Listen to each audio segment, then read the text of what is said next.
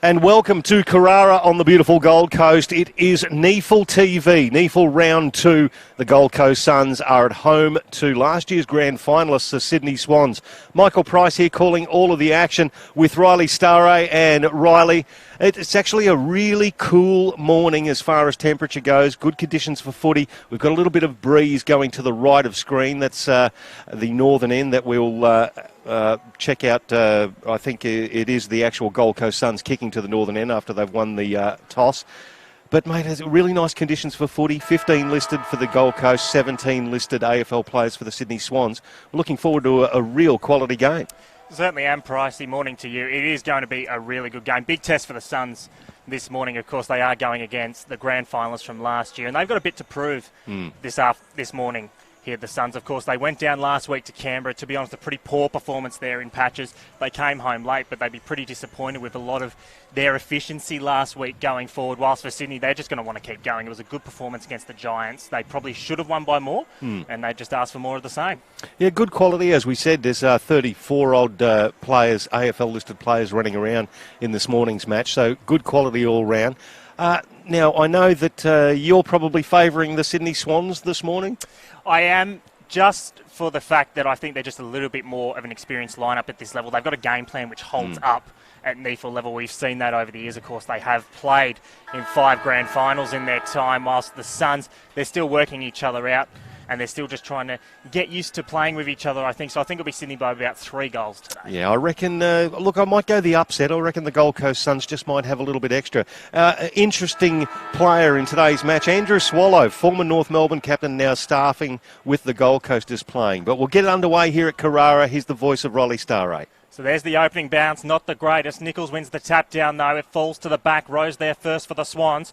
Cameron gets his kick smothered. Nichols looking outside. He feeds it out to Hall and Smith, the former Cattle. Spear it into the 50. No mark taken. Riley Stoddart, look for him to have a good game this afternoon. Pink's kick is smothered. Shear couldn't pick it up. Greenwall expecting a lot from him today. Riscatelli, the Hall and Smith, first shot of the afternoon to the square. It falls over the back of the pack, and first there will be Stoddart. He'll go wide. Melican, the target. Dangerous hand pass. It's in the Suns forward line. In the pocket, O'Riordan does well to save, and Melican will take it out of the 50. Yeah, good pass there from Melican. Under a lot of pressure, the Sydney Swans, but we've seen that constantly from them over the last several years. Goes down the line. Darcy Cameron takes the mark. He's going to put it into the middle. Ryan Clark had a great game last week as well. Racked up over 30 touches. He goes back out wide and finds Rowbottom. Just short of centre wing on the Nerang River side. Well, he bites off a lot there, Rowbottom. The kick was very dangerous at the turnover. Brody, it's going to go inside 50. Ben King just couldn't quite take that there. Worried out of it by Toby Pink. Pink did well. Nice kick too. Finds Rowbottom at right half back. Rowbottom to the wing. Big contest here. Rose will fly. Spoil over the back. And it'll go out of play.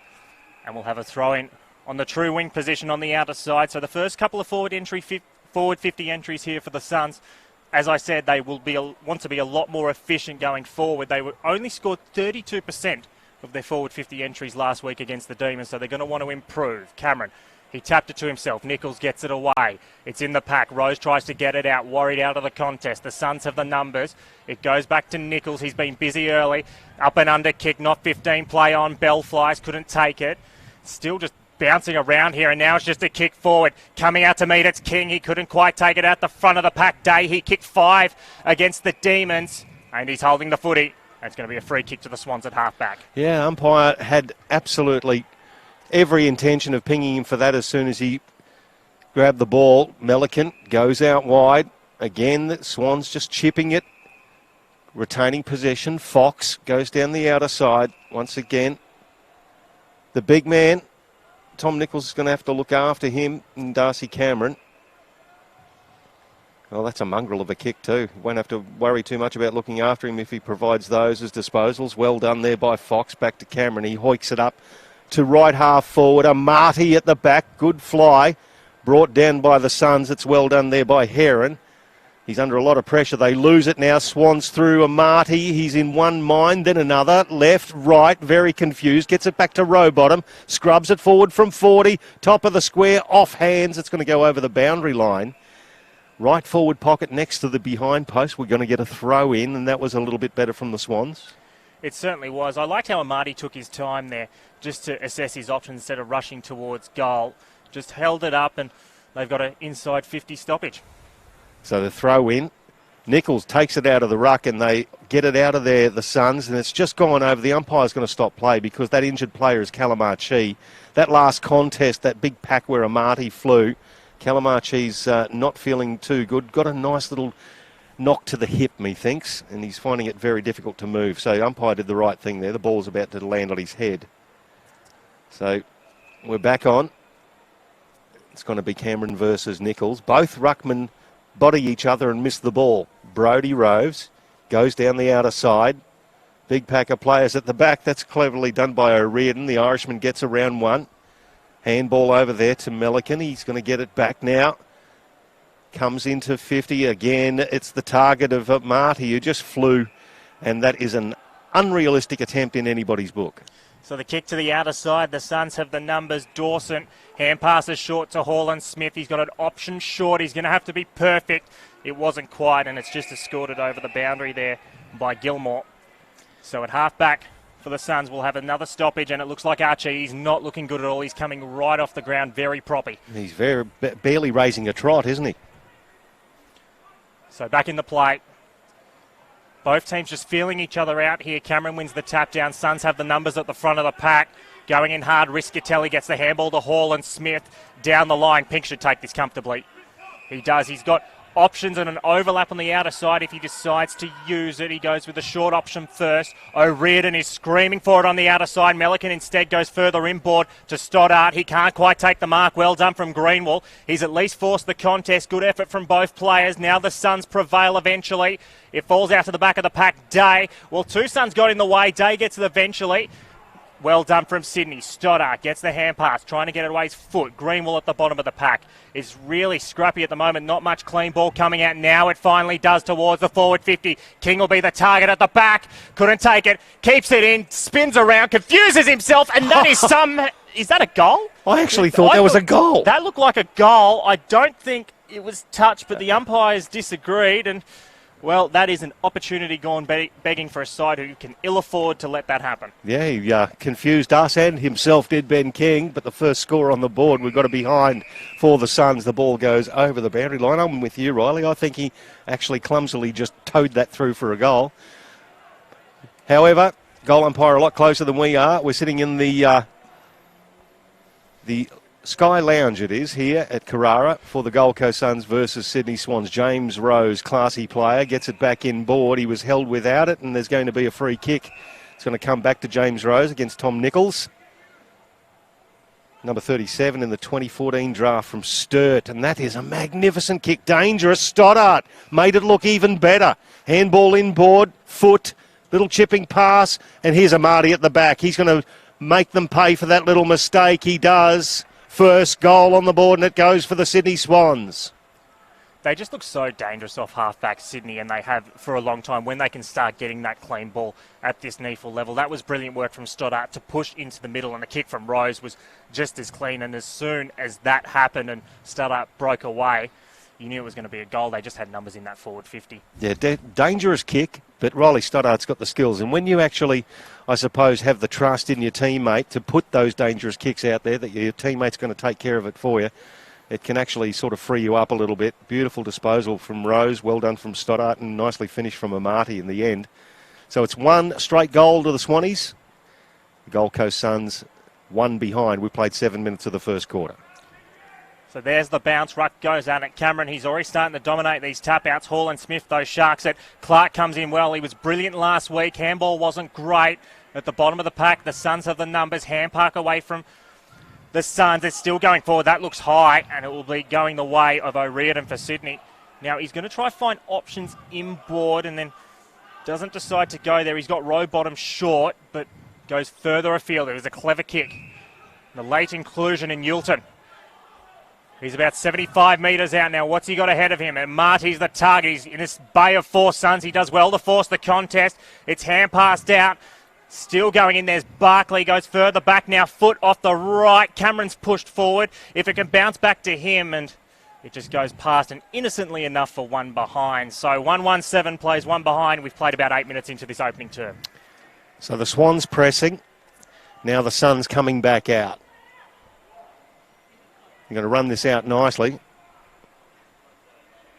Comes out to centre wing. Toby Pink's got it covered. Just indiscriminate kick. You see Andrew Swallow on the field now for the Gold Coast Suns. Ryan Clark now with the ball. Gold Coast is set up nicely in front of him as well, so he's going to have to try and pinpoint this. Amati yet again the target. It's a 2-on-1. Taking it over the line, Jake Hines, and will get a throw in. So Amati seems to be that focal point up forward, but the Suns are reading it every time it gets there. Yeah, looks like he's being double teamed at the moment. Quick question for you, Pricey. What do you think? Obviously, Andrew Swallow, he's a specialist coach this year for the Suns. What do you think his on-field coaching role will be today? Well, today he's obviously looks like he's going to be just floating around on the half-forward line, but he'll just be that general around play like Luke Hodges for the Brisbane Lions at the moment, I'd say. So the Suns, they repel it, but it's going to be coming straight back through Bell. They're looking a little messy coming out of their defensive 50, Gold Coast, early on here. Of course, they can settle into the game. Bell sends it forward. Amati, the target again, couldn't take it. They're just trying to keep it out. It comes out, Rowbottom, snaps it at goal. That's a good kick. That is a great kick there from Rowbottom. That's his first of the morning. And the Swans have got the first two, 2-1-13, plays one behind, 9.5 gone opening term. Yeah, just good finish there from James Rowbottom from the Oakley Chargers. He was a second-round draft pick last year. Good size too, 186 centimetres. He's 85 kilos, so he's a solid build, and he's obviously got the chops as far as skills go. That was a really polished finish from the pocket. Takes the Swannies out to a couple of goals in front early doors. The Suns, of course, they wouldn't want this to blow out too much and lose touch of this Sydney outfit. Of course, they are very experienced, and if they can keep in this game, it is a hot day projected here on the Gold Coast. It could play in their favour as it goes along, but of course they don't want it to lose too much touch too early. So back in the middle, Nichols wins it comfortably. Clearance away from Brodie off the right foot towards half forward. Big fly from Day, couldn't take it. It's actually been paid. Day was the second flyer. He's not paid the mark, but it's a kick in the 50. King couldn't quite take it. Greenwell's there for the Suns, looming ominously. King to Day, snaps it towards goal, and it's rushed through for one behind. So 11 points the margin. Gold Coast, they're just looking pretty scrappy at the moment. They need to clean up their disposal a bit, Pricey. There's one thing that Sydney do, and that is use the ball very, very well. We'll see this now from Fox as he comes back in. Gets it over there to Ryan Clark already. Getting a few touches. He's at the right back pocket, Ryan Clark. Not a lot of movement for him, so he's going to have to just basically bang it down the line. He ends up getting straight down the throat of Tom Nichols. He was aiming for McLean. It didn't quite happen for him. Now the Suns through the midfield. Comes through Heron. Nicely harassed there as the ball comes back to him. He's going to hoik it up. It's going to land down inside forward 50. Brodie went up and came down without the ball. Now the Swans repel. Good handball. Bell. He gets the ball back to Melikins. Chip down the line. Nice spoiling effort there. Got the ball away from Zach Foote. Well done there from Brad Shear. We're going to get the ball up just right next to the interchange gates as we see George Hall-and-Smith, the former Geelong player, ready to come on. A lot of the play compacted onto this commentary wing here, Riley. It certainly is. They're playing one end of the ground at the moment. Nichols won the tap down. Brodie got it off the deflection. Good tackle from Clark. Of course, Ryan Clark, he had 30 disposals last week. He was one of the Swans' best. Of course, no one surpassed James Rose, who had a lazy 39-4. He was sensational and will have a secondary stoppage here. So a lot of stoppages early. I think this really plays into Sydney's game style at the moment because I think they'll win it in the clinches. Yeah, absolutely. It does play into their hands. We saw that in last year's grand final. You mentioned James Rose, who was also a brilliant player in that game in the loss to Southport. They're going to run forward, though. Rose, he's getting involved again. Foot. Now the ball spills out for the Gold Coast Suns. Ends up with McDonald. Gets the handball away. Now Brad Shear from Palm Beach. Shoots the handball to the big ruckman in Nichols. He had to get down low to get it. Shear comes back, helps him out. Now Dawson. Gets it over to Will Brodie, and it's a long kick inside 50, making his way to the front there, the young player in Gilmore. Ball spills at the back. It's well done there by Fox, and they're going to be out here again, Riley. They are going to be completely out here. Kilpatrick has it for Sydney. He'll take a bounce, and he'll back his leg speed in here at Metricon Stadium. He pauses, stops. It's a good kick up the line. They're about 75 metres out from goal now, the Swans. Now, there's not too many options ahead. The Suns have done well to at least clog it up. Stoddart, he's a little bit more inboard. Now, the next kick is the question. Cameron is long, so is McLean. Big fly from Rose! Couldn't quite take the mark. My goodness gracious me. Rowbottom at the back. Could this be number 2 off a snap? It is! That's 3 for Sydney. And James Rowbottom, he is providing a spark early, Pricey. Mate, again, what a great finish it was. Off a couple of steps, he's hooked it around. But I tell you what, how was James Rose? He's nearly taken the NEAFL mark of the year in round 2. Got the set, didn't quite bring the ball down with him. But Rowbottom, again, classy finish. Well done by the Swans. They're looking a little bit more polished by foot at this stage. They certainly are. Well, I think that's something that Nick Malcheski would really want to harp on at quarter time. It's not so much, obviously, their skill level at the moment is just a little bit below what they need it to be, but it's coming a little bit too easily out of the Swans' defence, and he'd want to make it a bit more messy ball going forward. So Reardon and the like and Melican coming out of defence are really making it easy for them as Rowbottom comes out with the clearance. Inside 50. Good spoiling effort there from the Suns, and Graham, it ends up hitting the deck. It was Swallow who actually got the kick forward. It wasn't taken there. It was a free kick. It's going to end up being Riley Stoddart who gets the free kick. I didn't quite see that one. He wheels around onto the left foot, kicks it inside 50. Amati punched away from him. Hall and Smith, he toes it off the deck. Archie's back on the ground. He looked like he was never going to get back on. He's still a bit dusty as he comes back up off his haunches. The ball went over the boundary line. We'll get a throw in. You can just see Callum Archie. He's back on the field. I'm not quite sure whether he's 100%. No, he doesn't look like he's 100%. Maybe it's one of those injuries that you can sort of run out as the game goes along and sort of heat up the bet up. Amity won the tap down. It's punched forward for Sydney. Everyone really wants to avoid it. Foot. Oh, big tackle late. There on McKellar, and it'll be a Suns free. They'll try. Oh, that is dangerous. It's kicked away just, but they're in trouble. Rowbottom, hand pass to Rose. He's 30 out, breaks 1, breaks 2, breaks 3 to Amati. The first time he sort of had space. Now they're in trouble. Clever kick towards the middle of the ground. Rowbottom again, he's taken down. The Suns' defence is under siege at the moment. Rowbottom, oh, good feint. Couldn't quite get the kick away. McLean's in the middle asking for it. O'Riordan, he's 50 out. He'll set it towards the tip of the square. Big fly at the back from Amati. Cameron couldn't quite take it. And it's just going to be innocently enough, rolling and bouncing. And the Suns will eventually try and clear this through Hall and Smith. Yeah, they made hard work of it there. It was just touched off the boot. Darcy Cameron was claiming the mark. They come out. Sam Day. Good spoiling effort from Melican against the much taller man. Ball goes over the boundary line. We'll get another throw in.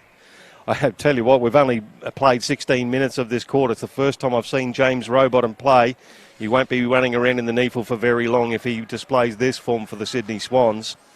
Absolutely class act so far. It's Nichols who slams it down. Rose gets buffeted off it. Once again, the pack forms, and we're going to get another ball up on the 50-metre arc. I know it's a big statement, but you can just tell those players that have got it, Riley, that the trajectory they're heading on, let's put it that way. Nichols gets rid of the ruckman there in McLean and gets the ball down. Hall and Smith tackled by Rowbottom. He's got a bit of a hard edge as well. Nichols gets down and dirty for the Gold Coast, and the ball's stuck underneath he and his opponent. Get another ball up 45 metres out. It's James Rose coming up holding his head. So the Suns really need a steady here. Sydney are very threatening at the moment. And you wouldn't want this to blow out sheer. Hand passes away. Hall and Smith, he's been busy.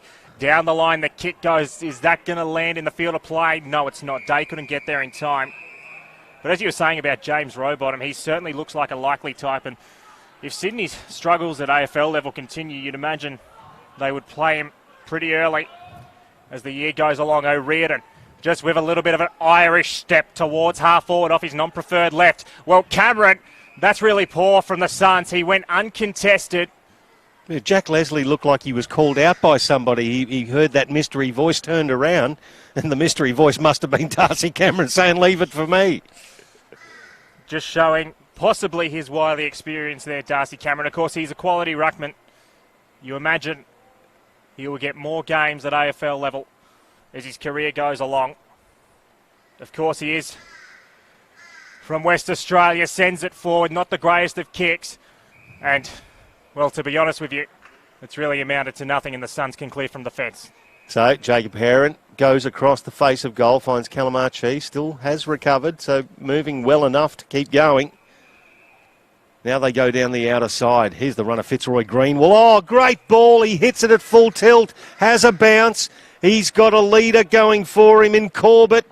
Corbett can't quite take it in. Goes back, Buffett's away. Handball back to Greenwell. Left, right, back to Corbett. He screws it around now. Dangerous ball.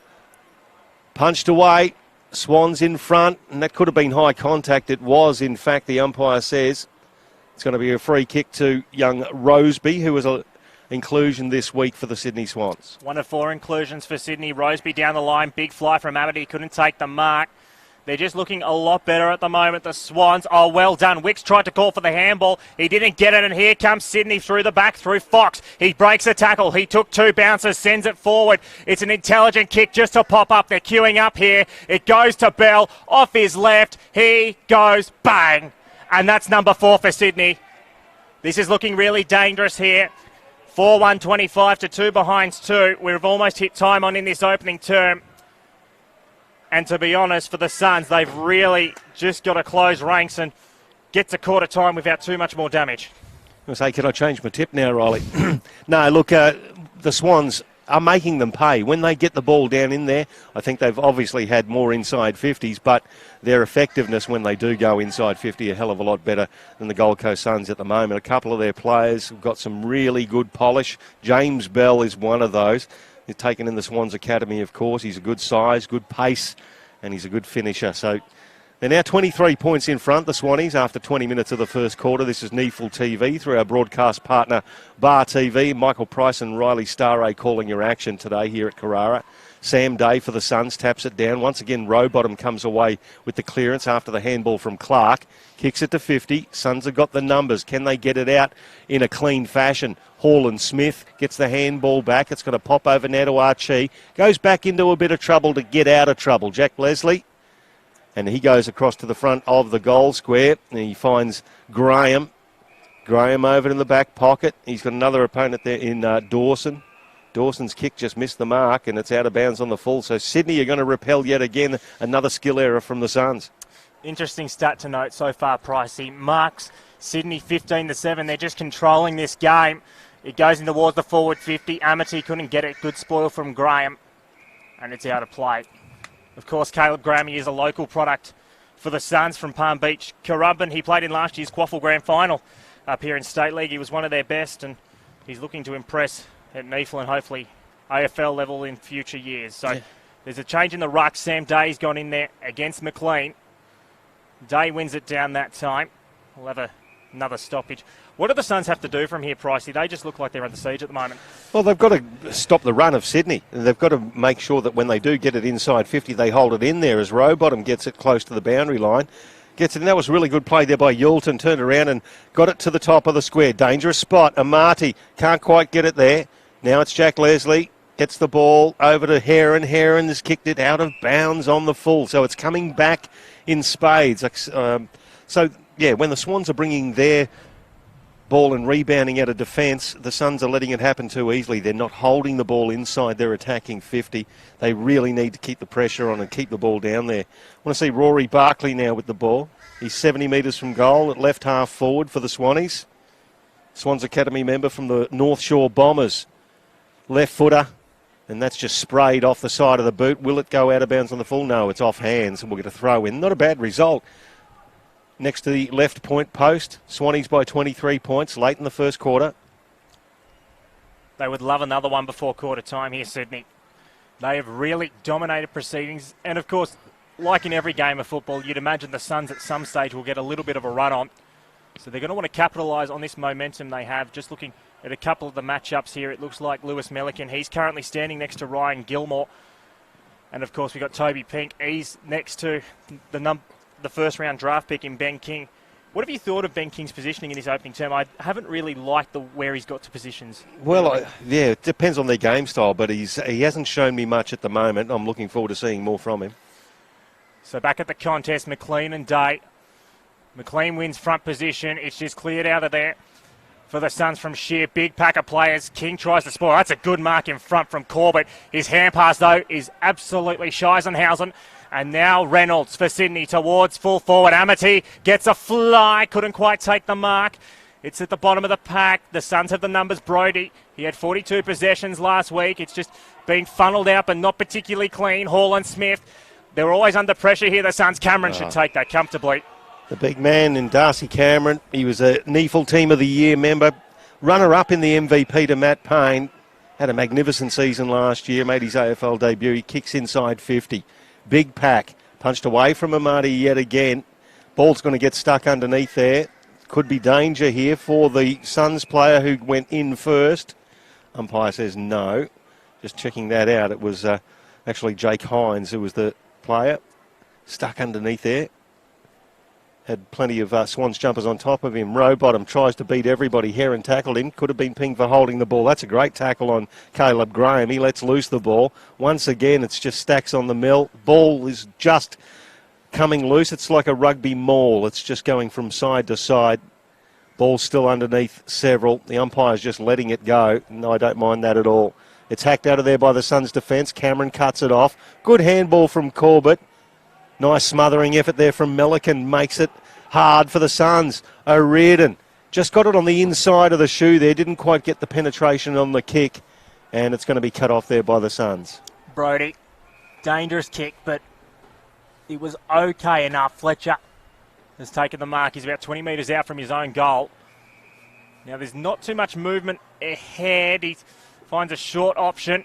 That was Shear, and now the Suns can go forward with some gusto towards the outer side. Nutting will be first there for the Gold Coast. He's got Greenwall inside, handed off to him some. Well, he's stuffed that up, and it's going to amount to nothing in their forward 50. It's holding the ball, and I think after all of that, it's actually going to be a free kick to the Gold Coast, Pricey. Well, I don't quite know. I think he changed his mind halfway through the handball, did Connor Nutting, because Greenwall was going straight past him. He lowers the eyes on the lead. It's punched away from King, and it's going to hit the ground. The Suns trying desperately. Brodie now. He's going to get the ball back. Just gets it onto the left shoe. And Cameron, that's a dead set push in the back. It is just... The hands were there.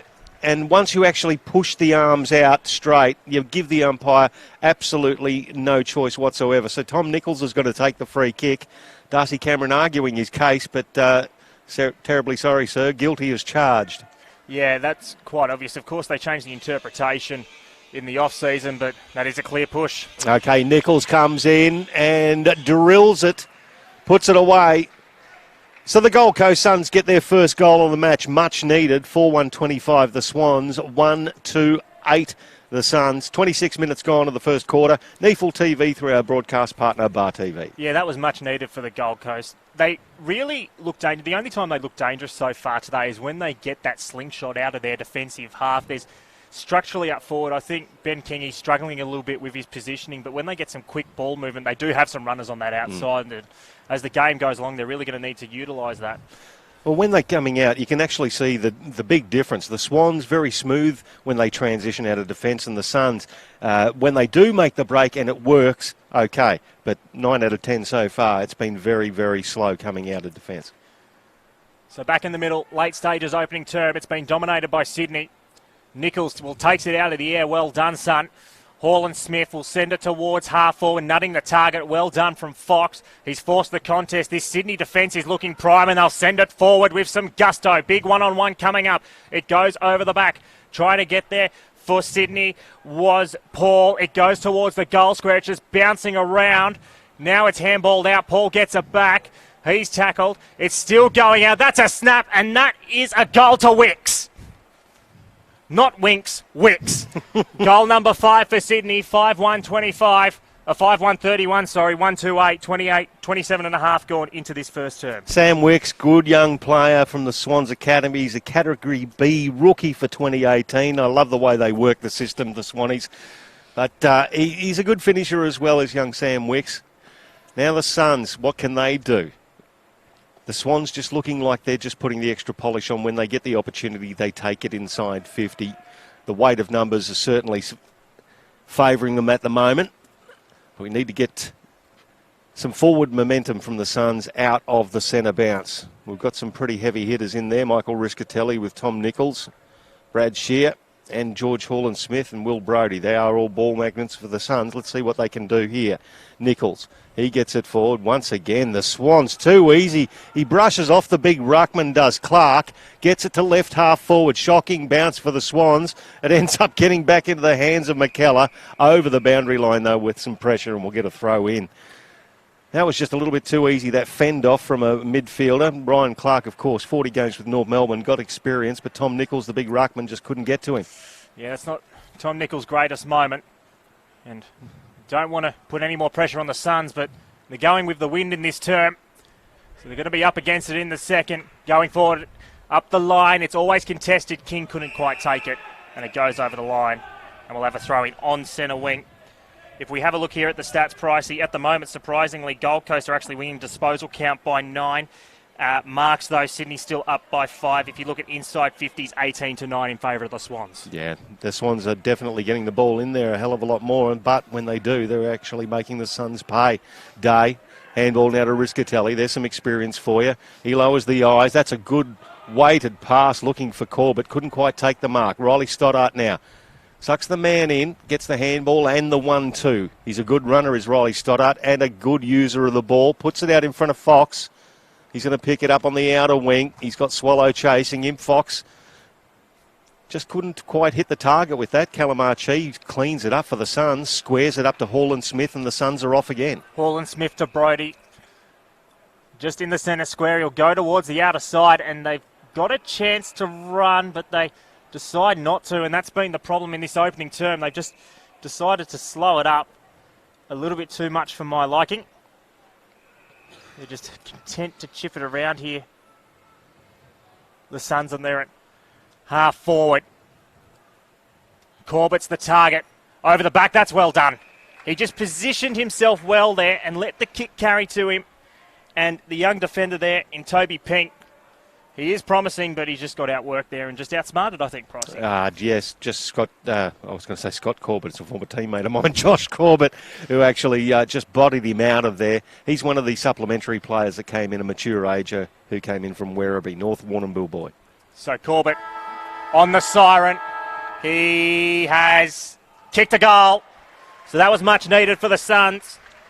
That's their second goal of this opening term, and as the crowd starts to filter in here to Metricon Stadium, it's a 17-point game at quarter time, 5-1-31 to 2-2-14. Just run you through the goal kickers in this opening term. James Rowbottom, he's kicked 2. James Bell's got 1, and of course 1 as well to Wicks and Amity. Whilst for the Suns, Tom Nichols has 1, and of course Corbett, who just kicked it on the siren. And that was a much-needed goal for the Gold Coast Suns as we go into quarter time. It is 17-point margin to the Swannies on NEAFL TV through our broadcast partner, Bar TV. Michael Price and Riley Staraj calling your action. We'll be back with the second quarter very shortly.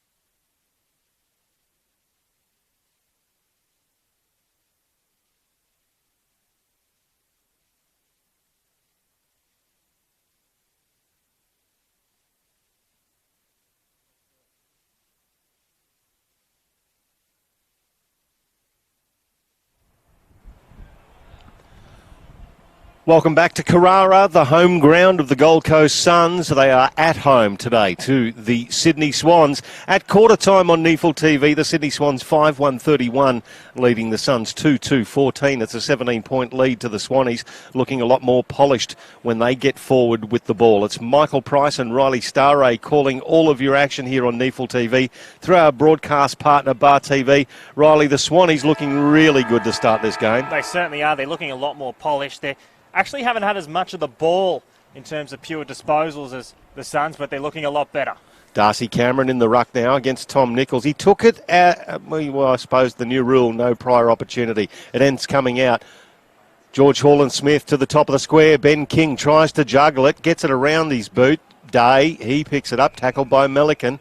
The ball's stuck at the front, top of the square, and the umpire's going to come in and ball it up. It's a dangerous position for the Gold Coast Suns, and they desperately need to get one on the board early in this second quarter. Tap down. It was basically a 1 metre kick, up and down. Comes back out now. The Suns through the young player in Dawson, has a ping at it, puts it across the face of goal, and just one behind results. So it's another opportunity gone to waste. 5-1-31, plays 2-3-15. Now 16 points in favour of the Swannies. O'Riordan, of course, you don't have to kick it to yourself these days, so he just escorts it out. Cameron, the target, he's too tall there for Shear. He's got it, and half-back broadcast into the ground. Now, Pink wants it short on the boundary, not the smartest of options, especially requesting it from a ruckman. So he'll just send it to the wing. Nichols and Bell. Nichols bodied him out of it, gets a hand pass away. Wicks lays the tackle for Sydney. Trying to get it to McLean. There's a lot of numbers. Hall and Smith leading disposal getter with 13 after that one. Goes straight to Stoddard, though. He was taken immediately. Brody will send it forward. The Suns need to capitalise, and they do. That was much better from the Gold Coast, and there will be a shot in the pocket. First mistake I've seen from Riley Stoddard. Well, he basically looked at Fitzroy Greenwell and said, I'm going to take you on. Mistake. Fitzroy Greenwell, very, very fast, put a lot of pressure on, and now young King's going to have a shot. So, King from the left forward pocket. First round draft pick for the Suns. He's hit the post, and it's one behind. So they're missing opportunities here. They've really steadied in later in that first term and started this second, but 2-4-16 to show for it, a 15-point deficit. So 6 shots apiece, and that was a dangerous bring back in from the Sydney Swans. Good tackling effort there. It's Jez McLennan, Central District product as well. No, I can't quite see. No, it's not him, actually. Gilmore it is Ryan Gilmore, the young one from the Swans Academy. So it was a good tackling effort. He's going to have a shot at goal from around about 30, just a slight angle. He leans back on it a bit, makes the goal umpire work too much. Just didn't get over the ball and kick through it. They are kicking with the wind coming straight across them, so I suppose I'll give him that one as a mulligan. It's 5-1-31 to 2-5-17. Now 14 points the margin, the Swannies lead. So you could say the Suns have a little bit of momentum at the moment, but they've really got to capitalise. It is only 14 points. Early second term, but we know this Swans outfit is quality. It's a free kick for a hole. It should be going Darcy Cameron's way. And it's a vantage play on it. Sydney will break from the free kick towards half forward. Amity's going to try run onto it. It won't quite get to him. Instead, it'll bounce up to Wicks. Now it goes to Amity. Snaps it back. It's smothered off the boot. Dawson couldn't take the deflection. And the Suns, there's a free kick for a hold. And it's going to go the way of the Gold Coast. And they're ultimately going to get out of trouble pretty comfortably.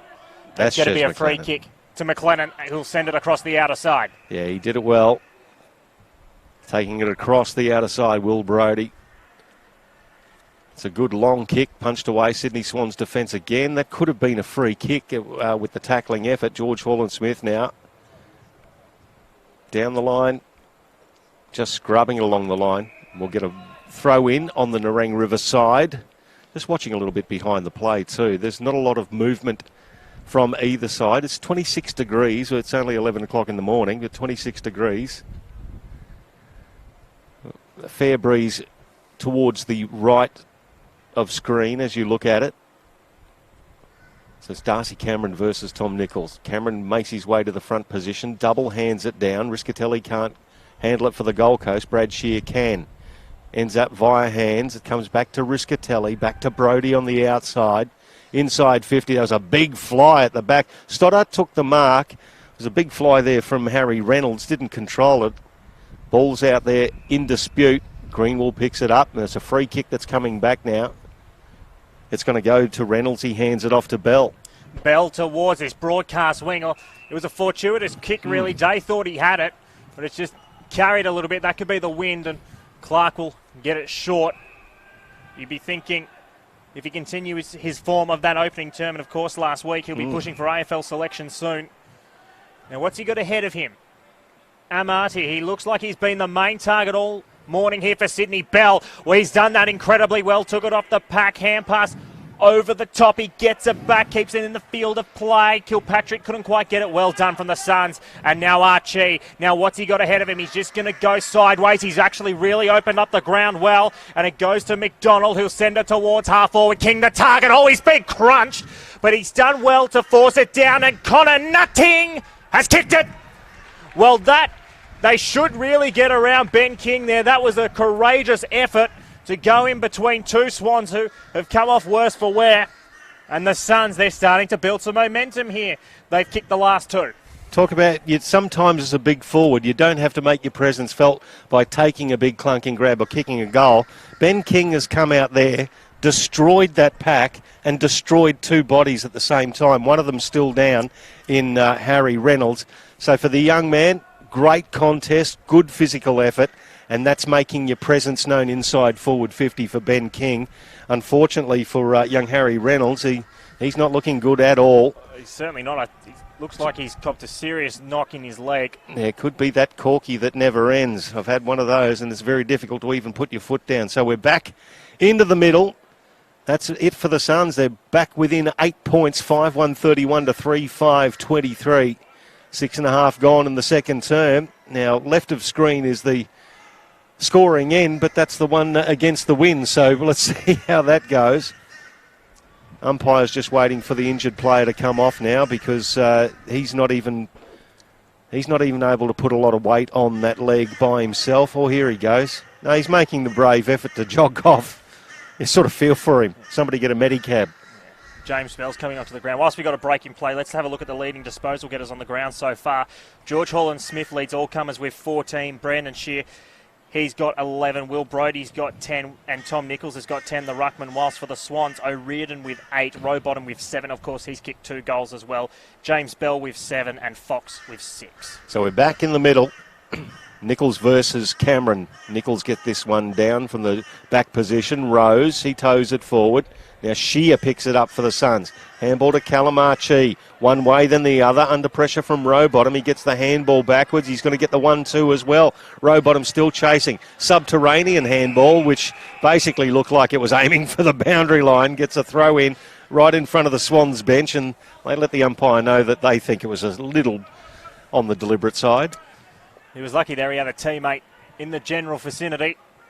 Passed it off well enough as a miss handball. Rose, he's been swamped. Nowhere near as busy this afternoon as he was last week. But he's taken Shear down in a tackle. And we'll have a ball up right in front of the commentary position. Beautiful morning heading towards the afternoon here on the Gold Coast. It goes forward through Clark. Now, numbers favour the Swans, but first there for the Suns is Caleb Graham. And we'll have a throw in 50 metres out as we start to get some people filtering in what is turning out to be a pretty good game. It's a pretty good game here, and it's going to be a magnificent game this afternoon. We're going to get a big crowd as well. So Tom Nichols slaps it down. It was well roved there by Fletcher, immediately tackled, and ball stuck underneath him. Once again, Rowbottom getting involved. So Nichols, well done by Cameron, but Shear did well. Under a lot of pressure, he gets it to the wing position. Day, Melican did beautifully. Great body work. Bell roved it, but then turned it over to Hall and Smith. The hyphen kicks it forward. Great. Oh, Good leap there by King. Didn't quite drag the mark down. Swannies will come away through Barkley. Nice tackling. It ends up with Riley Stoddart at his feet. Pink, he's worried off the ball. Now the Suns applying some pressure. It's going to come to McDonald. Can he control it? Yes, he does. Handball back now to Fletcher.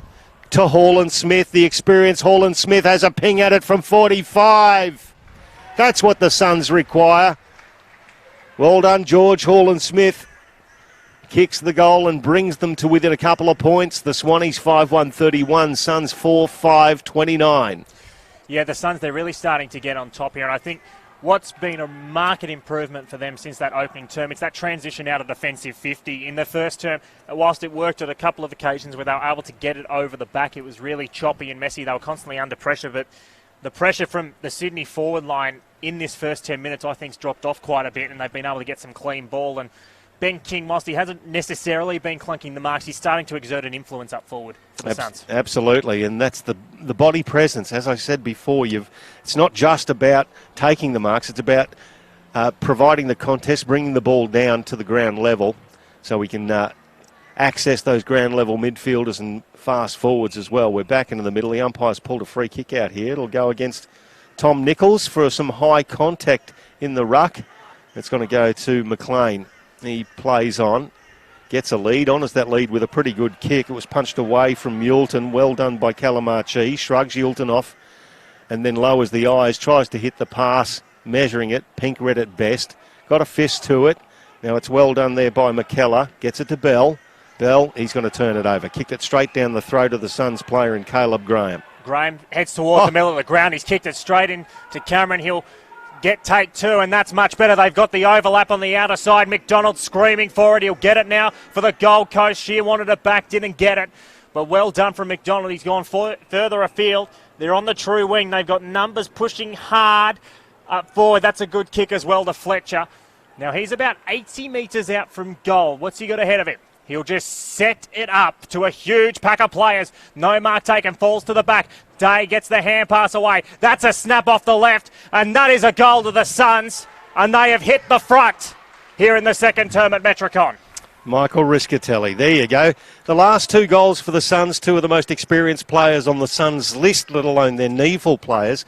Michael Riscatelli, he has played 236 AFL games at the age of 33. If you can't expect him to provide some polished skills, then I don't know who you'd expect it from. Well done. And the Suns getting some reward for some of their effort now, and they're applying a little bit more of the torch to the Sydney Swans when they get the ball. So they've tightened it up, and their attack has become a lot better as well. They now lead by 4 points halfway through the second quarter. It has been market improvement, and of course, in some situations in yesteryear, you'd probably see numbers push defensively to create that +1. But of course, from bounces this 6-6-6, that's not possible anymore. So it's potential for both sides to get a run on. Riscatelli couldn't get it away. Rose has been a little quiet by his lofty standards. Fox gets it away though. He gets the free kick advantage. He'll send it forward. That's a good kick to Cameron. Couldn't quite take the mark. Off the hands, Kilpatrick was immediately taken in a tackle. And we'll have a ball up. I'm loving the Suns' pressure around the footy, Pricey. It was good pressure and a great spoil there from Jack Leslie, because the ball was straight into the hands of Darcy Cameron. He had the mitts right out too. He wasn't trying to take it on the chest, so great spoiling effort. James Bell now gets hassled off the ball. He goes back in, gets it again. Hassled by Fitzroy Greenwell, so he goes again. 3 efforts in a row from James Bell. It results in the Swans with the ball. Chain of handballs now comes out to Foot. Foot inside 50. Look for James Rose. He knocks it down, double-handed again. Good defence from the Suns as the ball's stuck underneath. Rowbottom could have been in the back. Rose has a ping at it again. Leslie, goalkeeper style, stops it and then slaps it forward. Brad Shear pops it up. Great stuff. Now Heron has a bounce, has another bounce. Runs his full measure as well, lowers the eyes and hits a target in Sam Day. They've got a player out wide. Day just hit him with the ball. Suns, it's Swallow. Andrew Swallow, not David. He'll be in the later game. He kicks it now to Corbett at right half forward. So we'll just repeat that Andrew Swallow, who's a staff member at the Gold Coast Suns, has been called into play this game today, the former North Melbourne captain. It's a long kick. Day at the back, fists it forward. taken there, and good tackling effort again from the Swans. It's holding the ball, and that will go against Gilmore. Swans, good defensive efforts. They did well to scramble there. I love Sam Day's run, though. He, of course, had that kick in the middle of the ground to swallow. He pushed forward immediately. He looks like he's got an appetite for it today. With the kick up the line. Now, there is no one ahead of the football here for either side, so it's just going to be a punt kick. First there will be Graham for the Suns. He should get the bounce. He does. He's done it well. He's controlled it. That's good class. Some players in that sort of situation, they might feel like they're under pressure a lot more than they are. Swallow, well, his kick wasn't great. Not bestowing of a 200-plus game veteran, and it went to Wicks, and he goes to Bell. Now, what's Bell going to do? He's going to go back to Wicks. He's got Cameron long if he wants to send it there. Instead, he goes short to Kilpatrick. Couldn't take it. Could have been a free kick against Archie. Not paid. Rose will try to get there. So does Barkley. It's straight up in the air. Swans have the numbers. Should take the mark. And it's going to be McLean. He's about 60 metres out. Cameron is screaming for it long. He has got it there now. Will fly. Can't take the mark. Suns have the numbers at the back. Is a free kick. It is going the way of Sydney. It's going the way of the Swans, and it'll be Cameron to put them back in front. Yeah, Jack Leslie not happy with the umpires, saying, hey, sir, I didn't get him around the shoulder. I reckon you did, Jack, and that's why he's got the free kick 20 metres out, more or less directly in front. Darcy Cameron is a good shot at goal as well. He's a big lump of a bloke. Great ruckman. He's got a lot of skills for a big fella. Now, if he can add this arsenal to his game, he's a dangerous forward. It's all the better for his career. So, Cameron, 25 out, gets close to the man on the mark. He makes no mistake on that occasion. To say that was much needed for the Swans is an understatement. They've hit the front again, but they conceded a run on 6-1, 37, 5-5, 35, 16 gone, second term. Yeah, their first scorer of the second quarter. The Suns have scored 3 goals, 3 in that time. So haven't quite put them to the sword and made them pay, but they've definitely made strides in this second term, the Gold Coast Suns. Swanee's just biting back now to lead it by 2. We'll go back into the middle and we'll see who's going to pop up in the ruck. It'll be Day for the Gold Coast Suns and McLean for the Sydney Swans. Riscatelli, Brody, Hall and Smith in there for the Gold Coast. Got Clark in there as well, prolific. Sam Wicks has gone into the midfield as well for Sydney. Winning it out there, nothing. Now it goes to Fitzroy Greenwall. He just sees the run and the lead and honours that, just puts it up in front of Corbett. Just he didn't have to change stride. It was right in front of his eyes. Delicate little chip pass from Fitzroy Greenwall. It certainly was. And of course, you know, dream for a forward having space in front of him to lead into, and a perfect kick from Greenwall should set up a goal here. Josh Corbett comes in. He's already kicked one, looking for his second. Starts it right. It's a good kick too. Quick answering goal for the Gold Coast Suns. They're sixth, 6-5, 41 to the Swanee, 6-1, 37. 4 points the margin in favour of the Suns. Played 17 and a half minutes of the second term on NEAFL TV through our broadcast partner, Bar TV. Well, we might have thought in 20 minutes into that opening term, this might be a little bit of a blowout. The Swans were dominating, but the game's flipped on its head. It's like a tale of 2 different quarters here. The Suns have been really impressive since about the 25-minute mark of that opening term. They've put the pressure on. They've been a bit cleaner with the ball, and they've actually started to utilise their outside runners and started to get some space, and their forwards are starting to get into this game. Corbett, I've really liked his game so far. That's his second goal, but he's positioning himself well too. As we said before, he's one of those supplementary players, mature age, that's come in from the state leagues for the Gold Coast Suns to really top up their list with some harder bodies as well. So back in the middle. Cameron wins the tap down. Clark tries to get it away. Bell taps it to himself intelligently. Now to Clark. It'll go out towards McLean. He goes short. It's okay. Now the Swans, they're about 55 out. Fox's kick is not great. Rose resting up forward. Tries to break one tackle. Gets it back to Wicks. Now to Amati. And that is terrible. That has gone out on the full by, I reckon, 25 metres. And he just had more time there than he really thought. He could have probably taken another second to set himself, and now the Swans are the ones who are looking a little bit scrappy and a little bit under pressure. He's been a focal point all day as Amati. He hasn't done a hell of a lot with the ball in hand. He hasn't had many possessions. He's kicked the 1-goal-1, but he has been that focal point. Now Sam Day was on the lead. Amati was chasing him. So Gold Coast now will come out through Fletcher. Fletcher now through McLennan. It's going over to Dawson. Now he's going to loop it back. Caleb Graham, a whole bunch of Palm Beach Currumbin players getting involved there. Turned it over, kicked to the top of the square. There's Joel Amati. No, off hands and one behind. I think Caleb Graham, he pulled the trigger there too late on that kick, and how late he pulled it. He needed to be perfect. He wasn't, but only one behind to show for it. Archie to Nichols, and it's out of play. So we'll have a stoppage. 65 metres out from the Swans attacking goal. We're about to hit time on into this second term. 4 points, 3 points the margin, 6-5 to 6-2.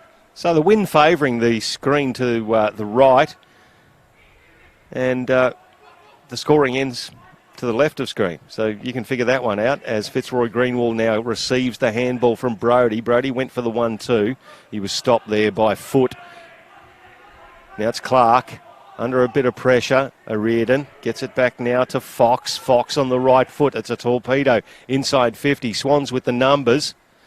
Both forward of the ball as well. Fletcher, he got it. Got it to Will Brodie right on the boundary line. So they just survived that one, the Suns. So Brodie doesn't really have much presenting, so he's going to have to retreat to Archie. Not 15 play on. Does well enough to clear it away towards the wing. There's Swans everywhere, but if this carries over the boundary, that's a win for Gold Coast. And it does. Of course, when you've got Colin O'Riordan going after it, he's always dangerous when he runs with a footy, Pricey. Absolutely, and he's got some skills and some pace, but you're dead right. That was a beautiful positional kick.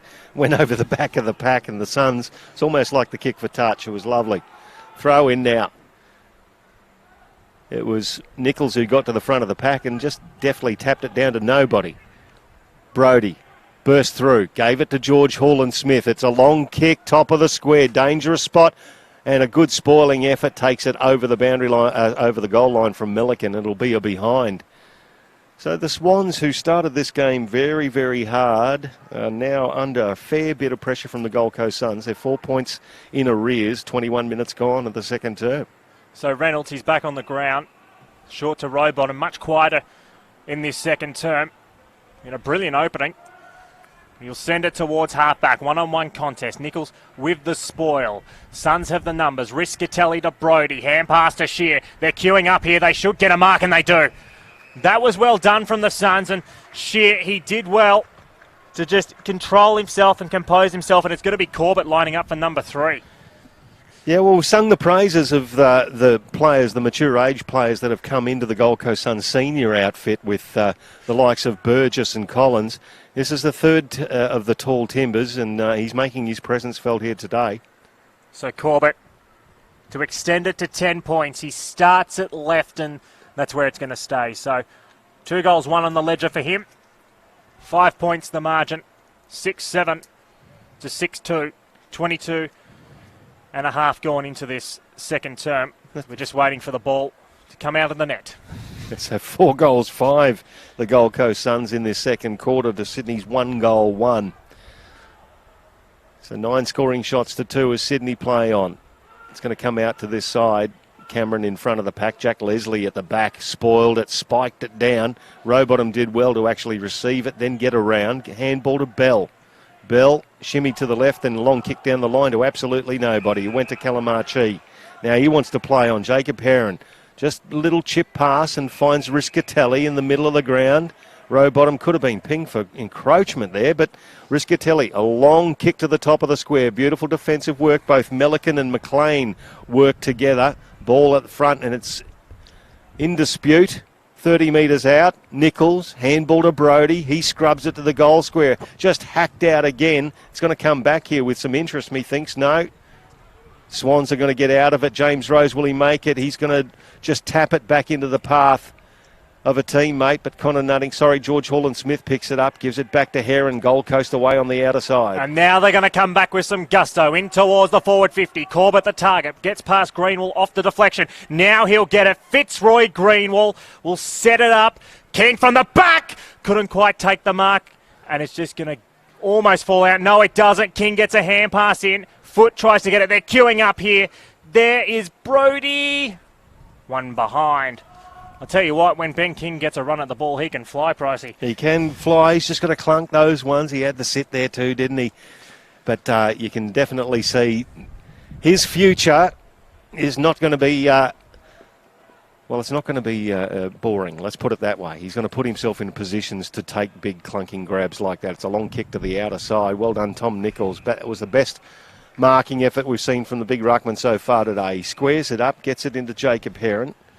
One of the fastest on the list at the Suns, is an absolute gun with speed. He kicks it long. That's over the boundary line. We'll get another throw in. You can actually see there Andrew Swallow in his on-field role, just talking to some of the Swans players as to where they should be structured for this boundary throw-in as well as he clears the decks.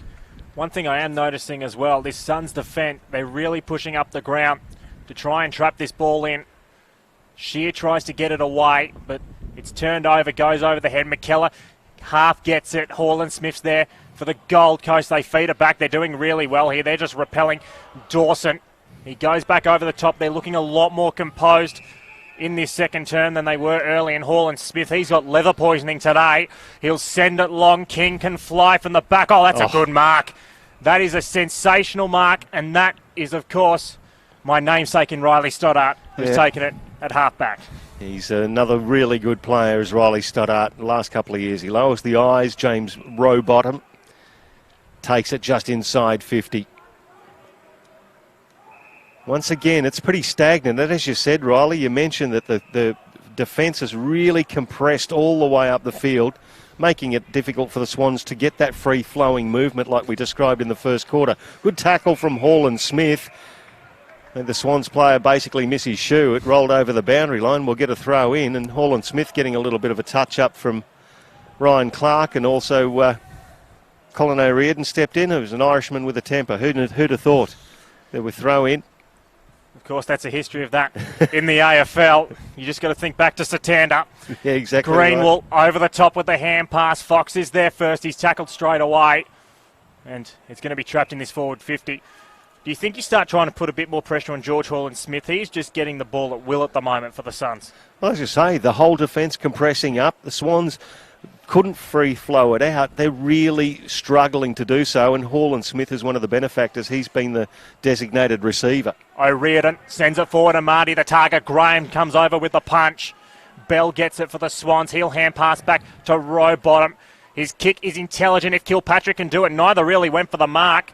And as a result, it's just going to be Shear with the footy. He goes short to Riscatelli, the 236 AFL game veteran for both the Lions and the Suns. You'll think he'll be inducted into the Queensland Football Hall of Fame when it's all said and done for him. Down the line, Cameron couldn't take the mark. He gets it off his bootlaces. It's smothered. Bell couldn't get it. Cameron again. Brodie is just being pinballed around at the moment. Fletcher couldn't get it. That could be high. Should have been high, not paid. Still bouncing around like a mole at the moment. Not the greatest advertisement in the last 30 seconds for football. And we'll have a stoppage just slightly defensively on the Swan side of the ground. So the Swans just desperately holding on at the moment. The damn wall is really cracking there as the Suns look like they'll get another. No, this one's going to go to Tom Nichols, is it? And hobbling away there. Is that O'Riordan? We'll have a look there. Yeah, it is the Irishman hobbling away towards the benches. It's kicked inside 50 for the Suns. It's a 3-on-1. Sydney with the numbers there. Good tackling effort. It ends up coming out to McKellar. Strikes it down the line. Bell, can he control it? No, now it's Shear. Shear has a ping at it with his right foot, and that's out of bounds on the full under a lot of pressure. So it'll be a free kick to the Sydney Swans in their right back pocket. It'll go to Riley Stoddart. They're trailing by one straight goal after they led by 17 points at quarter time, the Sydney Swans. And of course they're up by 23 at one stage in that opening term, so real credit to the Gold Coast. Nichols couldn't take the mark, he was under pressure, and now Clark will come out of it, hand passes to himself, it's just tapped further forward. Amati couldn't get it, but he's laid the tackle well. It goes out of play. Heron just almost threw it out, really. Well, it was a ripping tackle. I thought he was going to get pinged there. You were saying before the game, Pricey, whilst the Suns have slightly less listed players, they are more experienced in terms of games. Do you think that's playing a factor at the moment? At the moment, you can see a lot of restructuring that's going on. I think the communication might be aided by the fact of that experience. It goes inside 50 for the Suns again. Is Greenwell going to get there first? No, Rowbottom does. Shrugs off a couple of tacklers. Handball back to Pink under pressure. Kicks it down the line. Just falls onto the breadbasket of Nichols. Now, he actually called for Corbett to lead. Kicks it. And it was King, in fact, and chopping it off there. Yolton it is. That was a good mark. Young player filling the hole with Ben King absolutely bearing down on him. Now Stoddart, he is a left footer. He decided not to play on, and everyone's just going to saunter over to that outer side. Rose will present short, and he'll take it on the second attempt. I think Sydney are just content to almost see this out to half-time and reset, because they faced a bit of a blitzkrieg in this second term from the Suns. It's been a real positive period of time for them. Stoddart will send it up the line. McLean's got a fight off too. He does well to force it to the ground. Swans have the numbers. Wicks. Now he'll look inside. He can't get it away. Heron will send it towards half forward. And it's just going to roll out of play innocently enough in front of Jack Moore. One of the late inclusions for the Suns today. And we'll have a throw in at half forward for the Gold Coast. Just having a look at the Swans bench, and it looks like Colin O'Riordan just had a bit of a rub of that left leg. Might have been just a minor corky, but he's just about to come back on. The Irishman and skipper of the Sydney Swans today. Throw in. Oh, Nichols thrown out of the way by McLean. It was Shear who got in there and taken high, it looks like, and McLean won't get off him, and the Suns players are saying, well, you should. Brad Shear's slow to get up as well. I don't think there was any real malice in it. It was just a high shot that was just a little bit unfortunate. It was Caleb Graham kicks it inside 50. Juggling effort off hands. Kick towards the... That's not a goal. That is not a goal. I thought that was a centering ball, and that comes from the player that I just can't identify at the moment. I was having a look down. I think it was actually... I think it's James Moore. James Moore. He's just the late inclusion. The Academy product. I thought he was actually just centering the ball. It's floated through. It's one of the goals of the year, and I've missed the call. Sorry, Riley. That's okay. I think I would have missed that too. I don't care what he tries to do at training during the week. He cannot play that off as an attempted goal. That's the best floating centering ball goal of the year attempt I've ever seen. Well, ultimately what matters is the score. And that's a late one before half-time. And the Suns might go in with a handy lead here as we tick down. Nichols tried to play it off, but it's going to be recalled. Of course, both coaches this afternoon of these NEAFL sides both played for Sydney. Nick Malcheski in the Suns box, and Jeremy Laidler is heading the Swans these days as it's half-time. And that's a brilliant second term from the Suns. They've got a 12-point lead as a little bit of push and shove in the middle of the ground. Nothing too untoward. But yeah, Pricey, that was sensational work from the Suns to come back into it like they did. Yeah, absolutely. They were absolutely knocked over in the first quarter, and we saw how well the Sydney Swans were rebounding out of their 50 and setting up a lot of their attacks through their defensive efforts. But the Suns came back in that second quarter against the wind, and they've had 5 goals, 6. It could have been so much better for them against the Sydney Swans, 1 goal, 1. The Swans were leading by 17 points and as much as 23, as you pointed out early during that second quarter. And now it's the Suns leading by 2 straight goals. That's a magnificent second term. And coach Nick Malcheski will be very pleased with the Gold Coast Suns' efforts as well. Goal scorers as well. We're having a look at the leading goal scorers. Rowbottom's got a couple for Sydney, and Josh Corbett's got a couple for the Gold Coast Suns. The rest are singles, but you've got some of the champion data stats there, mate. I certainly do. George Hall-Smith, I said he had liver poisoning. He's had 20 disposals in that opening term. Brad Shear had 19. Will Brodie with 16. Tom Nichols with 16. Whilst for the Swans, James Bell with 15. Rowbottom 13. Stoddart 11. Clark with 10. Then everyone else for Sydney is single digits. Currently, if you look at the other stats, Gold Coast leading the disposals by 45. Marks by 11. Tackles by 1. Clearances, well, this is where it's really getting on top of them, plus 14 over a Sydney Swans team. You wouldn't think you'd say that one too much. Inside 50s by 4, so they really got on top in that second term. That is the definition of dominance if you look it up in the dictionary. If you have a look at the way they're winning those clearances too, when they've got the likes of Will Brodie, Michael Riscatelli, you've got George Hall and Smith, and they're running through the middle of the ground. Chuck in Brad Shearer as well and a couple of the others. I think they're really monstering some of the Swans players in and under. Rowbottom, who started the game really beautifully, got hammered a little bit in that second quarter. He's still plugging away, but his effectiveness was reduced. Same with Ryan Clark as well, James Rose. So I'm really looking forward to seeing how the Sydney Swans respond in the third quarter, and we're going to come back very shortly with the second half. This is NEAFL TV through our broadcast partner, Bar TV.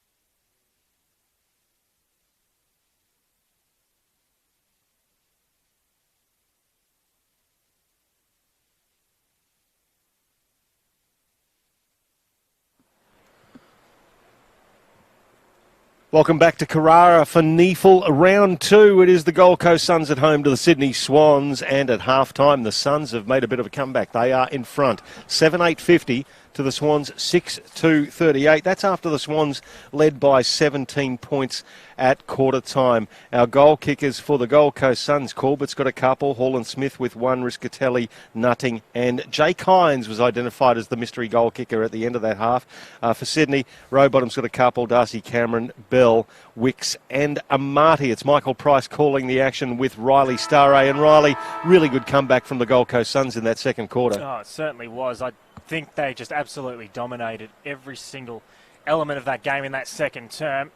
They were really jumped early, but they've worked into it well. And one thing we have noticed about this Suns outfit and their AFL level and even NEAFL level, they're a fit football team, so expect them to come home hard.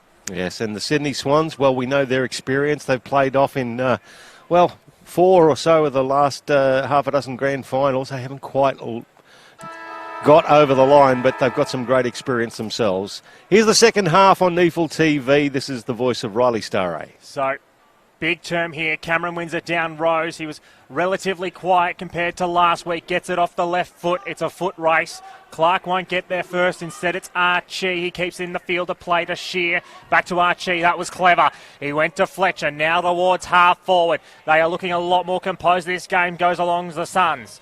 Day will soccer it forward. That's in the air. That could be a mark almost to Corbett. He's looked very lively. He's been the best forward on the ground for mine. Absolutely, Corbett. And these, again, we reiterate, he's one of those mature age players that were brought into the Suns lineup that are providing really good competitive bodies for the Suns youngsters to play around. That's the good point. Nichols tried to get rid of Darcy Cameron. He did well, Darcy Cameron, to get it down to Rose. Rose, sky ball, Amati. He was bumped out of it there by Caleb Graham. Over the back of the pack.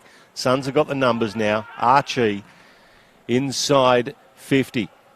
Good spoiling effort. Well done there by Harry Reynolds, the Brighton Grammar product. Knocks it over the boundary line. We'll get a throw in right on 50. So first goal in this third term is crucial. If the Suns can get it, they'll have a 3-goal lead and all the momentum. Sydney are going to have a job to do. Rose, well, he's going to try to do something about that. Turns it over with the handball, though. Great tackle from Rowbottom. It should have been holding the ball. It fell out, but it falls to Clark and then Stoddart towards the wing position. 2-on-2 contest. McLean couldn't take it. Heron is tackled. Now it falls to Wicks. Now to Amati. Goes into the middle. Fox, they've got some space. Kilpatrick's running forward hard if they can get it there. Instead, they go further inboard. Bell back to Fox. This is a brilliant build-up, and that is honestly a mindless kick. No, it's not a great finish there from Robbie Fox, and probably the best possible outcome if it didn't go through for a goal. It happened. It hit the behind post, so it's going to be a throw-in right next to the point post. Swannies can reset and have another crack at it. They certainly can. Yeah, players leading for him, and it was sort of one of those halfway kicks. McLean out of the ruck has just dropped short. It was a valiant effort, but well done on the line from the Suns, and that was Leslie. He goes short with the kick. So the Suns will just chip out. They're content to retain possession. Archie takes it down the line. Nice take there by McDonald. Puts it back in board. Fletcher. Just still inside defensive 50. He's looking for the switch and decides to opt for down the line.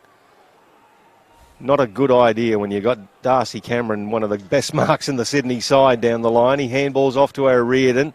O'Riordan puts it into the path of McLean. The big man lumbers forward. Amati can't control it. That could have been some high contact, and it was just incidental. But it's going to be a free kick to the Swannies. It's going to go to Cooper Kilpatrick. Just cop that little bit of high contact. It's probably just an errant, careless arm from Caleb Graham. So Cooper Kilpatrick from the UNSW Bulldogs. He's right on the boundary line. Is he going to have a ping at it, or is he going to set this up? He sets it up. Tries to find Amati. He was well cut off there by Nichols, who did well, but he couldn't quite take the mark. He poured it at the ground. So still in an attacking position for Sydney, 30 metres out directly in front. Of course, you'd normally say it'd favour them because they're such a good clearance team, but they've been smashed there in that opening half as it still falls out. Rowbottom tried to yank it out before the player fell to ground. It's going to be another ball up inside the forward 50. So the Swans would really love to get a goal here. Amadi wins it over the top. It could have been high from Fox, not paid. Numbers at the back. Archie just tumbles it out of there with an inside-out sort of torpedo, and the boundary line's a win here for the Gold Coast. It's out of play. About 55 metres out from the Swans attacking goal. We're just waiting for it to come back in. Haven't noticed too many positional changes for either team at this stage.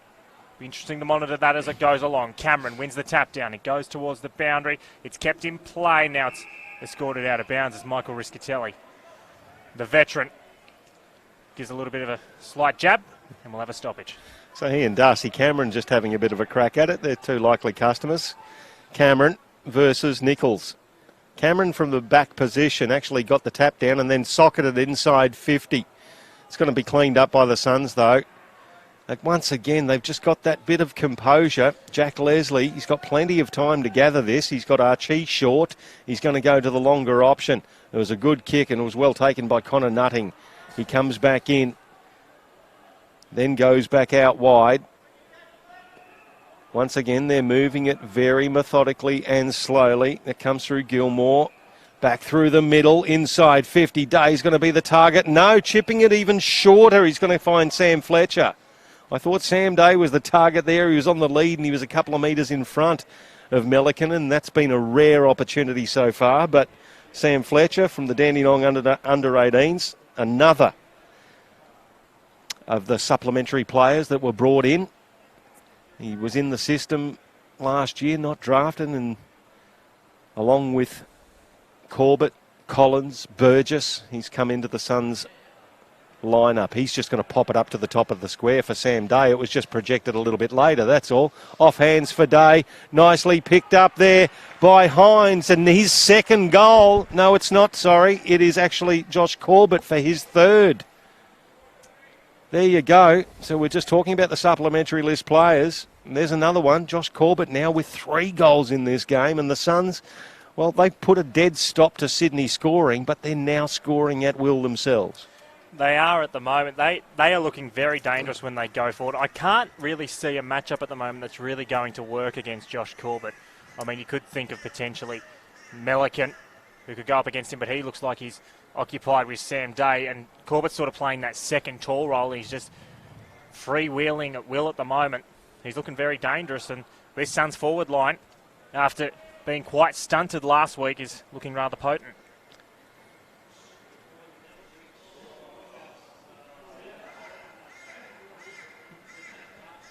So back in the middle, Nichols wins the tap down, goes to the back to Brodie, to Clark, towards half forward, tries to find Rowbottom, couldn't get it off the pack.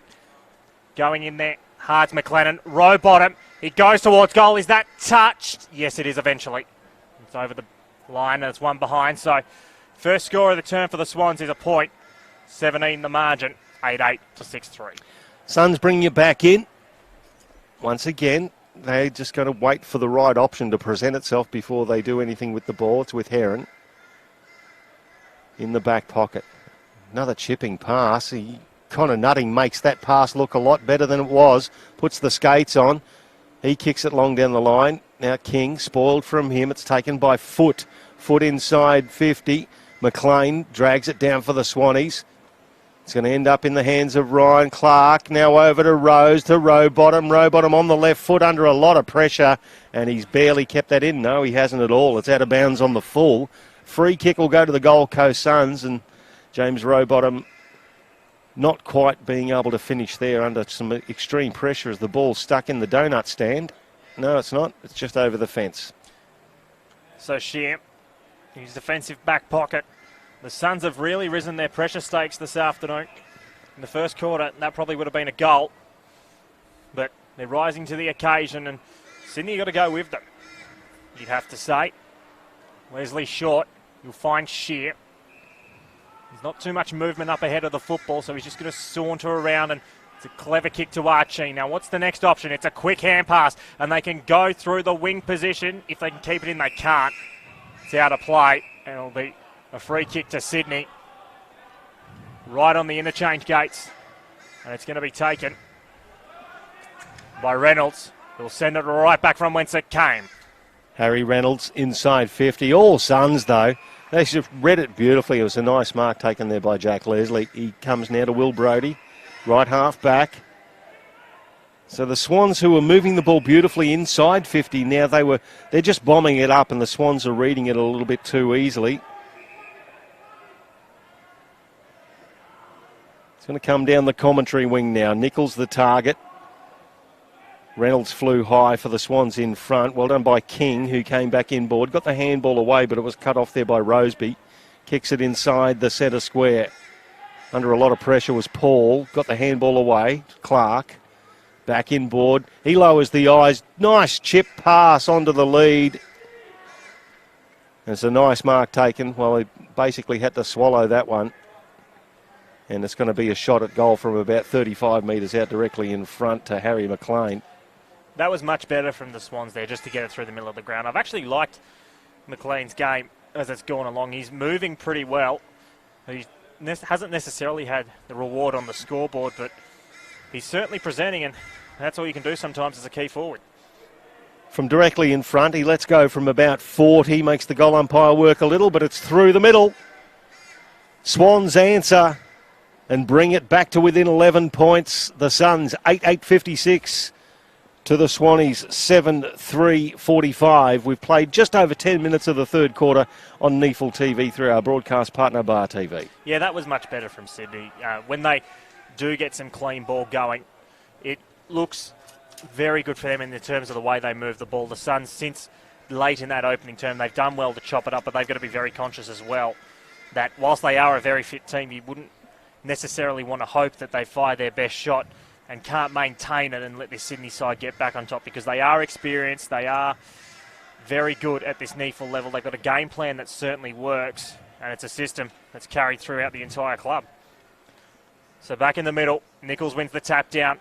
Next clearance crucial, it goes to Brodie, back to Shear off the left foot towards half forward. Swallow won't get there, it bounces over the back, he'll try run onto it. He'll can't quite get past Reynolds, but he lays a very good tackle, and he'll trap it in there forward 50. It'll be about 40 metres out from their attacking goal. 11 points the margin. We've played 11 minutes into this third term. It's pretty evenly poised here. As it goes over the top, King will try and get there. He's taken by Pink. Day. King almost ridden in the back. No free kick. Day like a bullet again. Couldn't get it out. And it's just going to be a rugby scrum maul. And we'll have another stoppage right in front of the goals, 25-30 out. So, ruck contest vital here. Nichols over the top, slapped it down. Will Brodie overran it. Swans have got it covered. Umpire's going to come in and ball it up. Similar spot. Every player on the ground forward of the centre circles here. So once again, the Suns have compressed their defence up to the middle to keep the ball in. Well done, Sam Day, but missed his hand with the handball. Got it out there to Shear. Shear from 40.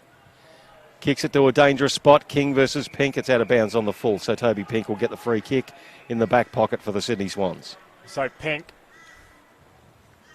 he doesn't have that much representing up the line. He's just going to set it up. Suns everywhere. It's just spiked away from Graham. It falls to the bottom. Kilpatrick will clear it. There's a foot race going on. The Suns should make it first. Swallow picks it up eventually. Goes back with the handball to Dawson. He'll find Shear. Now there's absolutely nothing on this broadcast wing, so he's going to have to hold it. Dawson pushes hard for him. Instead he goes further inboard, and that's a very good effort to Fletcher. It was good running there from the Suns. They were in a little bit of trouble, even with that mark taken defensively, to just regroup, and Shear will get it back, and they'll just keep possession, slow it down a touch. And that's the thing, Riley. They didn't panic, and they just made sure that they can actually hit the targets. Make sure you keep that disposal efficiency at a reasonable rate as well. It was good effort there by Fletcher to take the ball over the boundary line, get another throw in. So they deliberately, you saw just hacking the ball out of defence in the first quarter, and Sydney just ate that for breakfast. It wasn't a problem. Now, providing the Swans with a few headaches. Nichols gets it down. Brodie. There's a good contest from Robotham, who stole it and then knocked it to the goal square. It was cut off by Leslie. Now it is open. You've got Jake Hines out there. It bounces kindly for him. He gets onto the left foot. He's got a target there in McDonald. Lockie McDonald, spoiling effort, but he did well. 2-on-1, 3-on-1. He ended up with the ball. He's going to be holding the agate. He actually did well to go against those three players, but the weight of numbers counted against him in the end. It's going to be a free kick to the Swannies. So they'll go towards half forward. Rose is the target, couldn't take it, goes over the back. Numbers from both sides converged. Rose does well to pick it up. He's very quick by foot. Barkley gets a hand pass inside, goes to Fox, who'll set it up. Suns have the numbers here. No mark taken, falls to the bottom of the pack, Brodie. He'll feed it back. They're doing well, and they'll go short with the kick to Shear, who's really racking it up in this third term. He's been a calming presence for this Gold Coast team today. Now they're just waiting for more numbers to come, and it's a clever kick, I was going to say, to Riscatelli, but well cut off there by Ling, and I think he's the 23rd player today, so it's one of the few times I've actually seen him at this stage. But we'll have a throw in. Yeah, just the idea was right there, just poor execution and a little bit cute in the end. Marty versus Nichols. Nichols gets it down. Rose tackle, dispossessed Brodie. Now Rose gets it back. He intercepts it and measures a beautiful kick. That is lace out. Beautiful delivery to hit the big man in McLean. And James Rose showed a bit of that class. That was a 45-metre pass that did not deviate 1 centimetre. It certainly didn't. Of course, he's wearing the flash orange-red boots today. That kick was certainly worthy of them, but that is really good delivery. And McLean, again, he's starting to prove a problem for this Gold Coast defence. He's a very tall target, and he's pretty nimble too. He's lining up here for his second. Comes in from 45. Beautifully struck. Beautifully struck kick, Harry McLean. And puts the Swannies back within 5 points. 8-8-56 the Suns. The Swans 8-3-51. We've played 15 and a half minutes of the third quarter. This is NEAFL TV through Bar TV. I'm Michael Price. This is Riley Staraj. Crucial juncture in this game coming up. Of course, it was a tale of two quarters really in that first half. The Swans dominated the opening term, the Suns the second, but we're really getting to a critical stage now. The Swans are starting to reflex their muscles. The question of this Suns side is, can they resist? Can they weather the storm and then go again, or will this Swans just be a little bit too much to overpower? And that's going to be pretty interesting to see over the next 45 minutes. Certainly will. Amati in the ruck, and Tom Nichols for the Gold Coast Suns slaps it straight down to Ryan Clark. He gets it to Bell. Swans in attack yet again. At the back of the pack, Archie spoiling. Great effort. It's going to come out to Graham. He's been hassled off the ball, picked up by Paul, and again, off hands. It's going to go over the boundary line. So you can see the Swans lifting in their confidence and a little bit of a run-on coming here. They wouldn't want to concede too many here, the Suns. 5-goal run-ons plus can certainly hurt you, but it helps when your number one ruckman is going against a part-timer, and he taps it beautifully to Hall and Smith. A little quieter in this third term. Spoiled at the back from Pink. Suns have the numbers. Swallow to Shear. Couldn't quite get it away. It's still in the field of play. I think I call it Shear. It was actually Hines, but they still have the numbers here, the Suns, although disposal sloppy. Hall and Smith lays the tackle. Still bouncing around O'Riordan. Had a little bit of an injury cloud in that opening half. He's going okay. Now to Pink towards half forwards. Suns have the numbers, and it's taken at the back by McLennan, who was a second-round pick in the 2018 draft for this Gold Coast team. So chip forward. Well, under a lot of pressure there. Now the Swans' defence have got it through Pink. Kick it inside 50. Suns with the numbers. McLean was basically surrounded by players. Jack Leslie receives from Archie. Oh, brilliant smother. Well done by Wicks, who had a shot at goal, and he was thrown down by Jack Leslie. It's going to be a free kick. He basically stole it off the boot of the Suns player. Was just about to have a ping. Leslie's tackled him, but just over exuberant in the tackle. It's a free kick to Sam Wicks. He's kicked one. He's going to get a second goal, you would think, unless he fell over in the kicking action.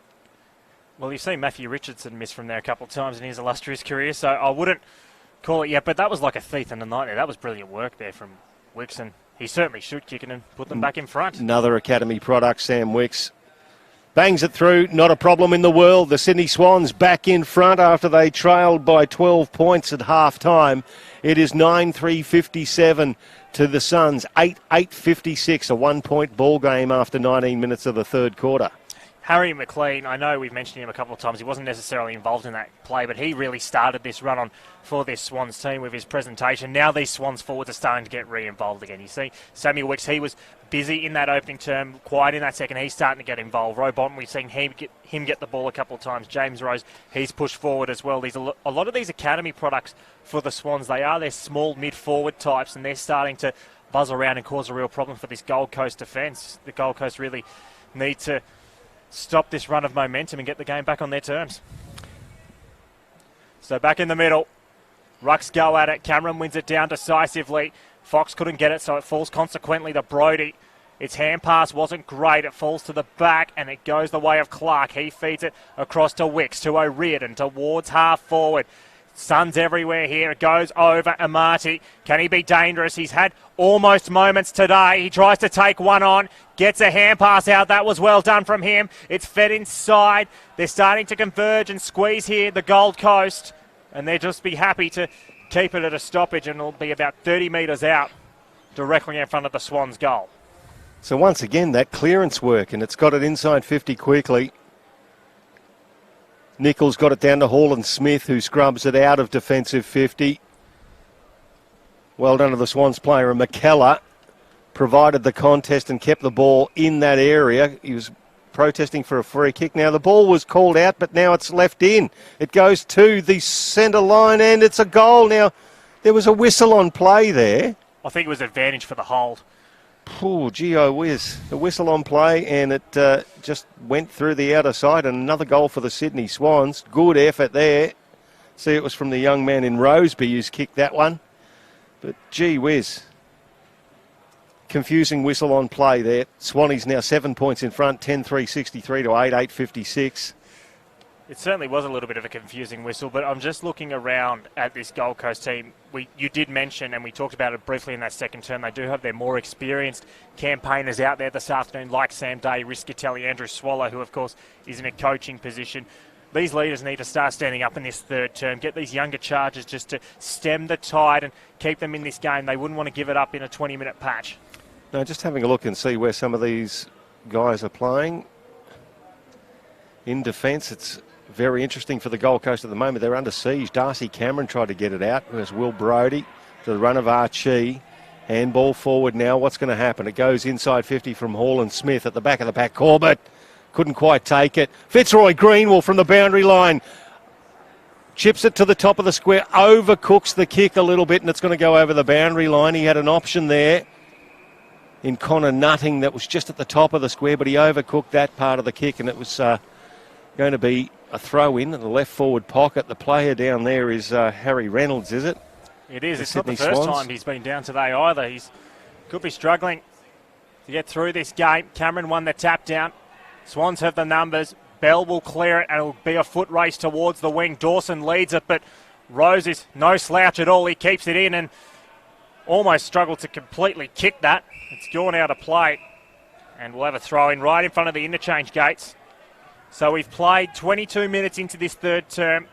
The Swans have come to play in this second half. They had a little bit of a layoff in that second term. They're up by 7, and they'd almost be starting to smell blood here. Cameron wins the tap down, or is it? It's going to be a free kick, and it'll go Cameron's way. Now, there's not that much ahead of him. Amati's trying to present. That's where he's going to go. He's got a couple of metres of space. He flies at it.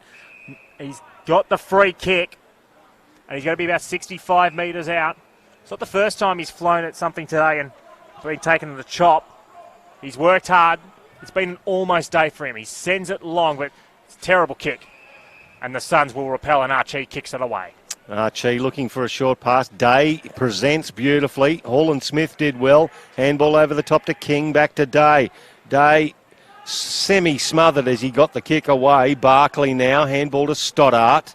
Goes over to O'Riordan. Dangerous handball, puts his teammate under pressure. Great tackle from the veteran in Swallow. They got the ball away. It's going to go inside 50 for the Swannies. Good defensive mark there. Once again from Jack Leslie. Got the handball off to Jake Hines, who very similar to Brad Shear. They both got the blonde hair and the black string headband. Fitzroy Greenwell roves it. Handball smothered. James Bell now back to O'Riordan on the wing. He scrubs it towards forward 50. It clean bowls the Suns, comes back to Rose. Amati from 40, all the time in the world, and he makes them pay. Joel Amati with his second goal. And some of the class acts for the Swans getting involved. 10-3-63. They are now 13 points in front of the Suns, 8-8-56. Are we watching the first quarter, Pricey? Now, the wind is definitely going to the right of screen, as you see it here on NEAFL TV. But it's all goes to the left. All the scoring is happening to the left. So it's obviously a hell of a lot harder to score with the breeze because it's coming across the ground. And you see both sides carving it through. But, yeah, the Swans dominated the first quarter. The Suns dominated the second. Now the Swans dominating the third. Well, if it's any case, we're going to see a pretty close finish.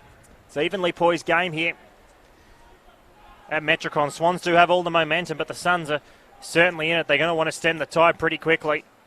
It'll be Day and Cameron in the ruck. Rucks go at it.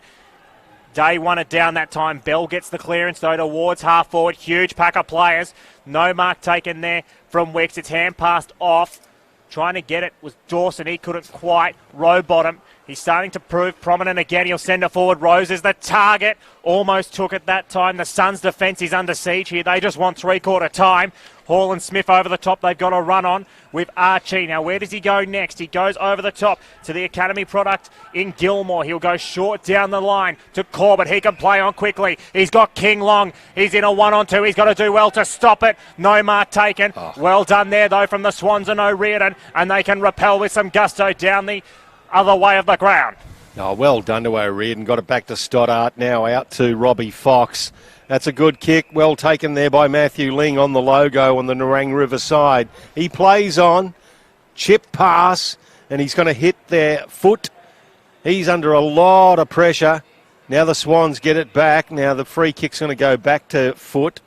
Or have we called advantage? We have called advantage. No advantage there. James Rose was diving for a free kick. Nothing happening. Now Sam Day has it for the Suns. Comes to the wing. That's a nice mark there. Well done by Corbett. Kicks it long. Goes to 50. And Melican's just going to escort this over the boundary line in front of his Suns opponent in James Moore. The late inclusion here today. Going to get a throw in right on 50. Next goal, massive. The Suns would love one before three-quarter time. Of course, they got one on the quarter-time siren, which really started their momentum earlier in this game. Winning the tap-out was Cameron. It falls down to the pack. Shear, 3 attempts to get at it, couldn't quite. Greenwell tries to pry it out from him, and we'll have a stoppage. We've played 26 and a half minutes. You imagine this quarter will probably go 30+. So there's still a bit of time, and a tale or two to be told in this third term. Neither ruckman get it. Rowbottom tried to get it away. Shear hand passes it back. Day, he's got 3 Swans ahead of him, but he still gets it cleared. And Melican is just happy to see it out. And we'll have a throw in 40 metres out on the northern end of the ground. Gold Coast attacking to that end. As we see the crowd starting to filter in for this afternoon's AFL match as well. Starting to enjoy the second part of this NEAFL contest. Late in the third quarter. Umpire's going to come and throw it in. Darcy Cameron is going to be up against Sam Day. Day takes the front position. Cameron bodies him out. Still gets the tap down. Day, effective hand. Riley Stoddart in the path. Tackled by Greenwell. Gets a handball over the top to Melican. He just clears the decks as hard as he can. It's going to be advantage Suns with the ball bouncing in the hands of Archie. Gets the handball out. It's coming back inside 50. Lead from Corbett. He gets hit.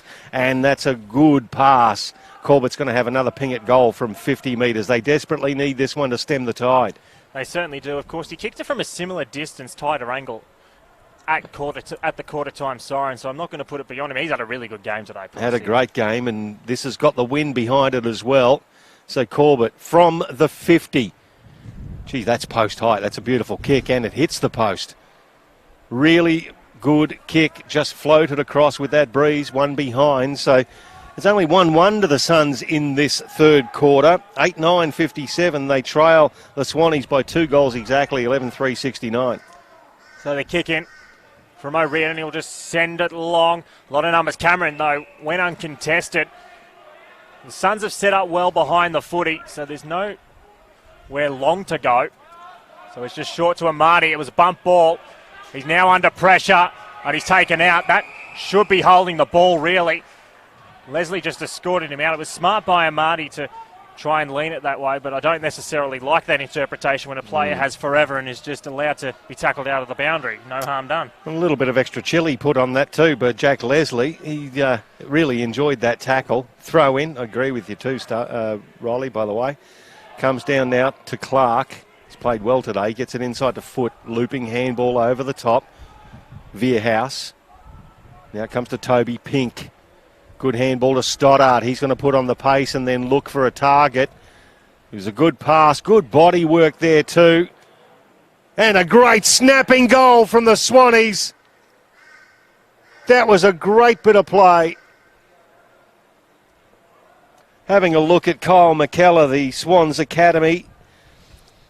And I tell you what, he used every bit of that chunky body of his. He's an apprentice carpenter during the day.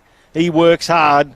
And then he comes to play footy on the weekends. And boy, oh boy, got rid of his opponent. What a snap to finish there, Riley. 12-3-75 to 8-9-57. We've seen some ripper snaps today, Pricey, on a number of occasions, especially down that left end of the ground. But that was sensational work there from McKellar. Of course, as you mentioned, apprentice carpenter in the day, so he would have some serious body strength. And you know what? He's opened up a very handy lead. But as we've seen in this game, it's just been flows of momentum, so I'm not going to doubt the Suns will come back. Might just be a case of who can edge across that finish line. Hall Smith been a lot quieter in this third term. He's taken hard by Wicks. I think they put a lot more attention into him in this second half so far, Pricey. Yeah, absolutely.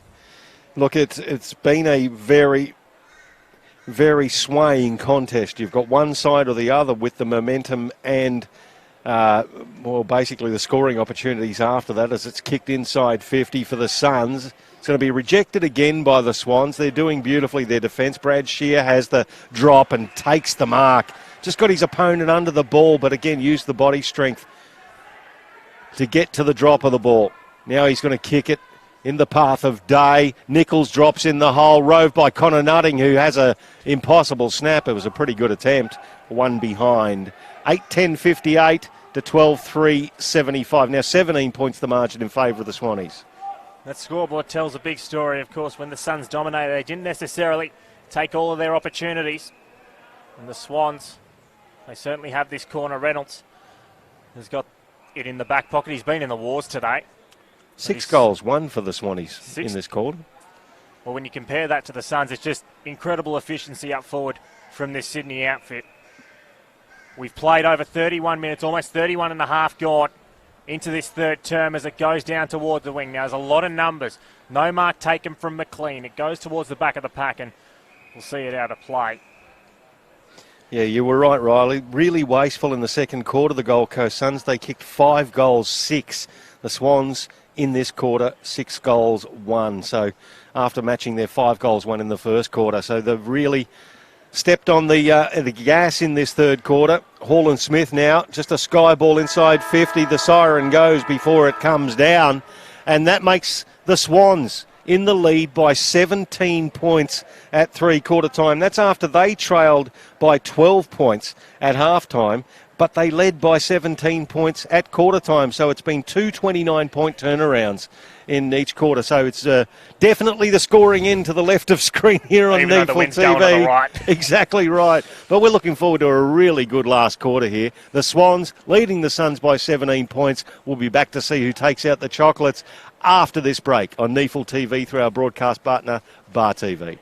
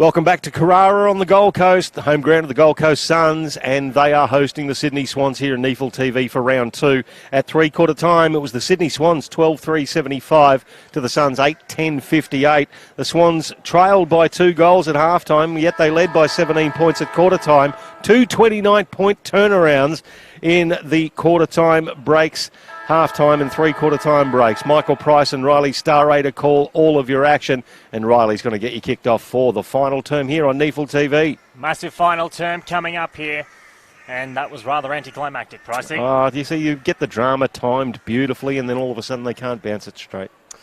It is a shame, but we'll get things underway now. Rucks go at it. Nichols wins it down that time. Rose lays a solid tackle, and it'll be balled up almost exactly where it was. Getting up a little slowly there, Michael Riscatelli.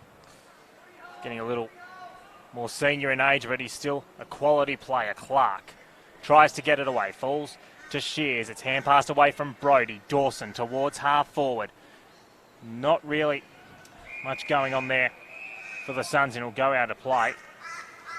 Got a feeling the Swans might flex their muscles in this last term. They are very experienced in the sense that they have got a lot of listed AFL players out there, and they'll be able to secure this one, I would think, from here. So back at the contest, Cameron wins it down. Brody is tackled by Clark, and this is completely fine for Sydney. It's how they like to play, just to tie it up and let time progressively run down. We'll see how it goes. To the left of screen has been the scoring end all day, and the Gold Coast are heading that way. They're trailing by the 17 points. 3 goals the difference, not a massive deficit to overcome.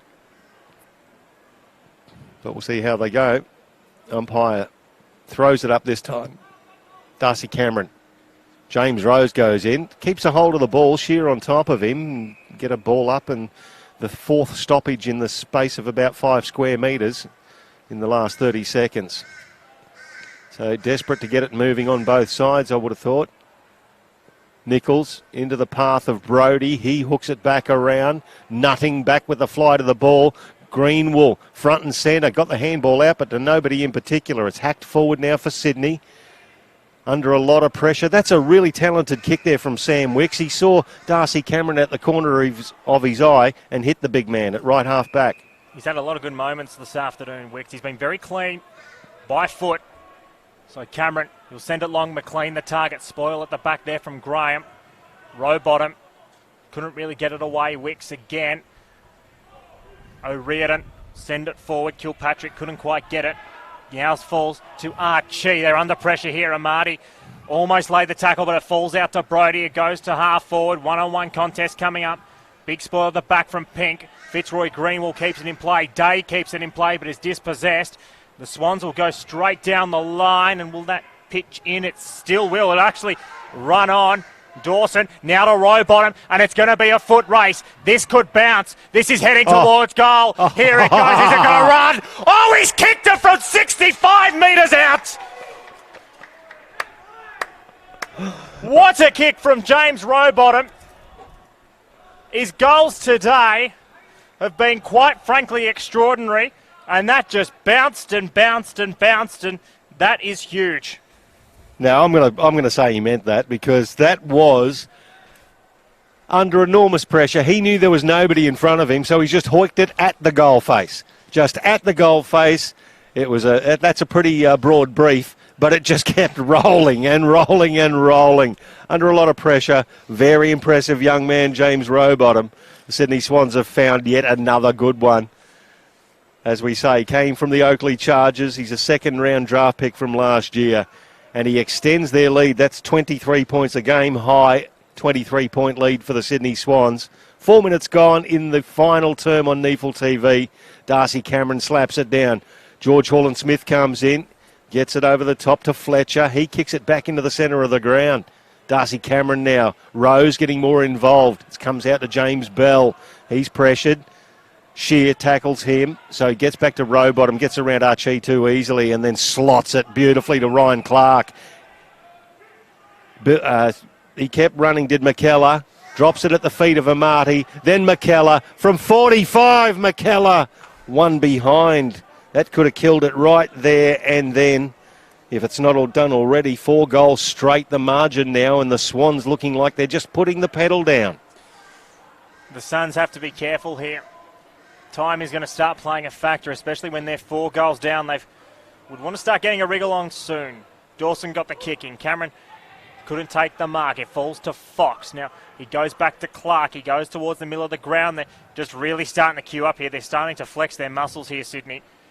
You just get the sense that, not necessarily going to say a blowout, but it could be rather dangerous. Kick to the pocket of Marty.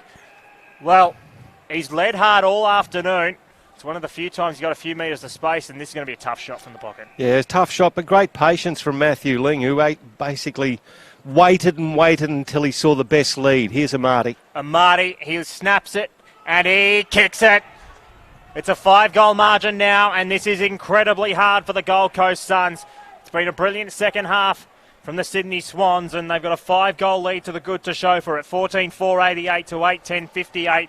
Accuracy playing a massive story here. 5.5 gone final term. Well, 18 scoring shots to 19 to 18. So dead even in the scoring shots. 30 points the difference in favour of the Swans. So, as they say in the old adage, bad kicking, bad footy. 14-4 versus 8-10. That's having the same amount of opportunities but not providing them. But Joel Amati, how casual was that, and how exquisite was the skill? Just 40 metres out, hook it around. Not a problem in the world. His 3rd goal. And the Swans looking like they're doing it on the bit here at Carrara as we go back into the middle.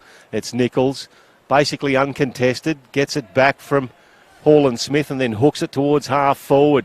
Oh, Stoddart, beautifully, well done, controlled and pace. And then the handball over to Reardon. Reardon, now that's a Gaelic move I haven't seen before, off the knee, back to yourself, and then James Rose kicks it to McLean at the back. Leslie did beautifully, fisted it towards the boundary line, but well done McLean. He slapped it back to Kilpatrick, who measured a kick, didn't quite get there. Archie in the way. Suns desperately defending now, and the Swans throwing everything at him. It comes back out to Rowbottom, gets the handball back. They're under enormous pressure too, the Swannies. Don't worry about that. The Suns are throwing everything in defence.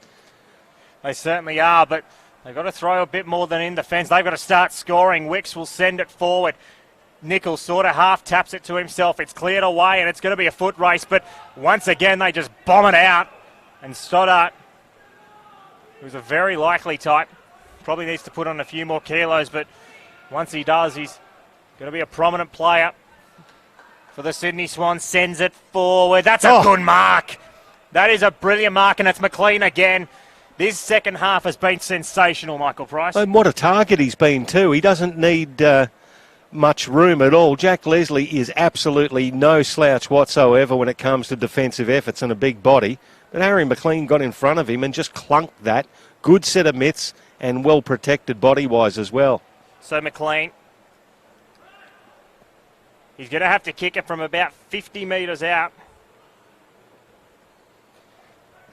He sets it on its way. It's just to the left and it's punched over the line. But that means the Suns are going to have to kick 6 goals to win this game. And they're going to have about, if actual game time, 15 minutes to do it. That doesn't help. That really does not help. Hand pass to the square from Fox. Game, set, match, Sydney. Cameron's kicked it. 37 points the margin. And unfortunately for the Gold Coast, in both their games this year, they've showed this habit of playing some really good football, but then going through about 40, 45 minutes of lapses, and heavy scoring is the consequence against them. Well, they've only scored 1 goal too since half time, whereby the Sydney Swans have scored 9 goals, 3. So there's the answer to it. Then, well, if you were Jacob Heron, it's just one of those that you just don't want back. It was just a poor execution of skill, and Robbie Fox, he just swallowed that up, gave it over, and Darcy Cameron saying, yippee-yi-yay, I'll take one of those every day in the goal square. So the Swannies, they're running away with this one. The Suns looked like they were coming back, but they have basically stopped dead since half-time. Their only goal happened at the 6th minute of the 3rd quarter since half-time, whereas the Swans have piled them on. Back into the middle, McLean after kicking the goal. After giving it to Darcy Cameron, ends up going back into the middle. Now it's Clark. Handball over to Rowbottom, who really impresses me. Left foot torpedo. Marty, has he been paid? Oh, that was a magnificent effort just to get it onto his boot. He didn't quite take control of the ball. Tapped it between the two hands, straight onto his boot, and one behind result. Could have been spectacular, but the Swannies extend their lead. So Dawson goes short to Leslie. Of course, in the NEAFL competition as well, percentage proves all crucial. So the Suns would not want this to blow out. As a great day! Well, that is a sensational grab. And he's shown flashes of that in his entire AFL career. Sometimes it can be a bit too rare, but that was very good. It's socket forward there from Corbett. It's out of play. That was very good from Day. Oh, the Suns coaching staff would be salivating seeing that with Sam Day. He's had some just horrific injuries, has Sam Day, coming back into the side now and progressing. You can see he's coming somewhere near full of fitness. And as the ball gets smacked back over the boundary line, get another throw in. They've got to get a wriggle on really quick, and that's an understatement, the Gold Coast Suns. They look like the Swans have just decided to put it to the sword and knock it over immediately. So Nichols now against Cameron, slaps it down. Brad Shear kicks it towards left half forward. Stoddart is going to escort this over, and does. Tell you what, Fitzroy Greenwell is an excitement machine and pacey player. He's been blanketed today by the likes of Stoddart, who's almost meets him in pace, but application probably just a little bit better. Now it's Nichols, slaps it down. James Rose can't quite pick it up, toes it backwards. Connor Nutting can get through traffic, shoots a handball through. It's going to end up in the hands of Jack Leslie. He just hoiks it towards the top of the square, and it's going to fall nicely for the Gold Coast Suns. Now that was a defender just whacking it onto his boot and just getting it in there as quickly as possible. It's going to end up in the hands of Ben King, the number 6 draft pick from last year. His brother, of course, playing for St Kilda. Big boy, 202 centimetres as well. Big future predicted. Comes in, knocks it over the goal umpire's head. That's better from the Suns. They need to get a few more of those going, though. The Swans 15-6-96 to the Suns 9-10-64. It's a 42-point margin with 12 gone, final term. Yeah, they certainly do have to get a wriggle on. It is over 5 goals, this 32. margin. That's right, Pricey. Sorry, correcting myself, Tom. It's okay. But yeah, they've really just got to start getting a wriggle on. They've practically got to play perfect football from this point onwards to have any sort of a chance. I don't think it's going to happen, but you certainly never know. Football has proven that to us plenty of times over the journey, and it could potentially start from this next centre clearance. Good news for the Suns. Nichols will be going up against Amati, who is a part-timer. Nichols wins it down decisively. He's going to get the free kick, advantage played, and it's going to be Fletcher. Now he's going to hoik it forward. It's a shank of a kick, but it's worked out okay. And Day has taken the mark. He's going to be lining up and have to kick right from the paint, I reckon. Well, if he knocks this over, I've said sillier things in my life, but it's still game on. 32 points. This could knock it down to 26, just over 4 goals. Only 13 minutes gone. The way they move the ball quickly, if they can win those clearances like they did in the second quarter, then they could push Sydney. But I've seen funnier things happen. Let's see what he does here. So Sam Day, to keep them really in it, he sets it on its way. That's perfect. That is absolute perfection from the Suns veteran. It's his first of the afternoon. 26 points the margin now. 13.5 gone, 15-6, 96, 10-10, 70. Michael Price. Well, you never know. He's put it through. That gives them a sniff, gives them an opportunity. Let's see how they respond and get back into the centre clearance mode. They're going to inject some of the harder players in there. Riscatelli, the veteran, has gone in there with Fletcher, Hall and Smith as well. You can see Brad Shear's going to come in off the square. It's not far to come in off this side either, just quietly when you have a look at it. So it's almost like a 5th player in the centre clearance. Cameron gets it down, and he's going to go back and win his own clearance, give it back to Rowbottom. Clark. I love the way those two have operated today for the Swannies. Ling can't quite control it. Back on the outer side, still in dispute. Archie puts himself in, row bottom at the bottom. And then at the top, comes out with the ball. I do like this guy. Bounces into the path of Harry McLean, but Amati got rid of the Suns player in, I think it was McDonald out of the way, and it's gone over the boundary line again. So a little bit of fumble, a little bit of desperation from both sides in this last quarter, as you would expect. But after nearly 15 minutes of play, it's 26 points the margin. The Swannies still lead it. And time's really going to become a factor now for the Suns. They do have to be perfect from here to have any hope. Rose gets it out. It's fed forward. The Suns have all the numbers at the back of the pack. They should repel. Archie. Now, James Bell's gone down. He is okay, but well done from Archie. He almost wrong-footed in there. It's going to be Day, who's been busy in this final term. He'll send it long down the line. King the target. Couldn't take it. It's a free kick. Advantage to Greenwall. Oh, it wasn't really advantage, and it's been called a throw-in. No, that's not advantage. He tried to go and then stopped as soon as he saw it close up, and the umpire let it continue. And for all their efforts, it's going to be a throw-in at half-forward with Nichols winning the tap-down. Shears couldn't get it away. It's at the bottom of the pack. Nutting gets it out to Heron towards half-forward. Big contest coming up. King flies, uncontested, and this is going to be a massive kick from the young man if he can go. Instead, he goes inside. That's a good kick. And the Suns can bring this back to 20 points, and it's going to be a shot at goal for Corbett, who will be lining up for number 4. It was well done by King. Now, I reckon that was probably just within his distance as well, but he's recognised that. There's a player there, Josh Corbett, ready to go. Better position, and he hit his target. So Corbett, to bring it back to 20, he sets it on its way, and that hurts. That really hurts. He's had a lot tougher shots this afternoon, but probably the easiest of the day, and he's missed it to the right. 25 points the margin, 16.5 gone. Yeah, that did hurt from Josh Corbett. We'll see how they respond here as well as the Swans bring it back in. That's a delightful kick that hits James Bell right in the corner of the defensive 50 for the Swans. Little chip pass, and that's nice. Just finds James Rose. Just measured that nicely, did Bell. And they're content to take a few minutes off the clock slowly here. The Sydney Swans, they lead by 25. Long down the line. Oh, nice mark. That's not paid. I suppose Darcy Cameron could have been adjudged as getting his hands to it first. But Tom Nichols not paid that mark. It went over the boundary line. We'll get a throw in. So Nichols versus Darcy Cameron. It's been an intriguing battle over the head of both. It's slapped forward for the Gold Coast by Fletcher. Putting himself in there was Fox for the Swans.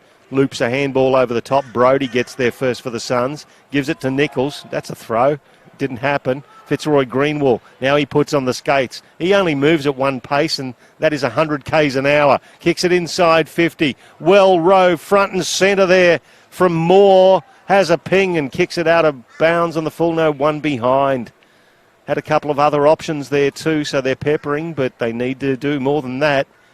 It's now back to 24 points. That's 4 straight goals that they trail by the Suns with 18 gone to the final quarter. O'Riordan will send it towards half-back. Cameron, the lumbering big man, couldn't get there in time. Swans have the numbers. They'll send it forward. Big one-on-one contest coming up. Well done from Leslie. He was the much bigger opponent on that occasion. And he's going to send it forward. The Suns are peppering. They're trying to get themselves one last charge. That's not paid. It looked like it could have been. And McLean, like he's done a lot in this second half, has just bobbed up in the right place at the right time. To Fox over the top. Not the greatest of kicks, but they've got numbers now. And here comes Sydney through the middle of the ground, and they'll be coming through Ling. Ling 65 out, have to half step it. He goes outside. Stoddart sends it in. That's a good kick. That is a sensational kick, and that's classy. And this will absolutely ice it if Zach Foote can kick a goal from about 45. Yeah, good call, Riley. That's an elite kick from Riley Stoddart. He was looking one way, going the other, kicked it across his body. He is a left footer. But boy, oh boy, that was an on-target kick that he was under a lot of pressure to make, and only the elite players will have made that one. Congratulations to him. So Foot will have the shot. He'll kick from about 45 metres out off the right slipper. The umpire has barely moved. It's a goal. And if it wasn't over before, it is now. The Swans will be heading to win number 2 of season 2019. And the Suns will be heading to their second loss in this season in the NEAFL competition. Well, according to the well-worn formula, first to 100 wins. And there you go, Sydney Swans 102, now 30 points in front. So it's 5 goals that the Suns have to manufacture just to crack even. 20 minutes gone in the final term. They gave a little bit of a rush and were peppering, but didn't quite hit the mark. 2 goals 2, where the Swans have hit 4 goals 3 in this final term, just to extend their lead of 17 points that they had at three-quarter time. Let's see what the Suns do. Coaches always look to see how the players respond in situations like this when they're looks like the game's done and dusted. How does our side respond in the last 7 or so minutes? We'll see what happens with the Suns here. Umpires recall that bounce. Day versus Cameron. Cameron wins this one. Rose, handball back to Day, back to Bell. Well worked. Bell to a half forward. Once again, good defensive work from Jacob Heron. Tracks the ball back, breaks a tackle or two, and then gets the handball away to Swallow. Well done. Comes now to Swallow, the veteran, just copped one as well. I didn't think he would have liked that. Long kick inside 50. That was really a bit of lackadaisical work from McLennan. Went through his hands. Swallow cleans up and then says, "Go, Will Brady, go." So he does. Now they have to pin him back. Dawson, handball to Greenwall, back to Swallow. Just a nice little 9-iron of a chip finds Michael Riscatelli on the commentary wing. Riscatelli doesn't have much ahead of him. So he's just going to set it up towards the forward 50. Tall timber there for both sides. It falls to the front of the pack. Both teams, they look pretty tired at the moment as we head towards full time.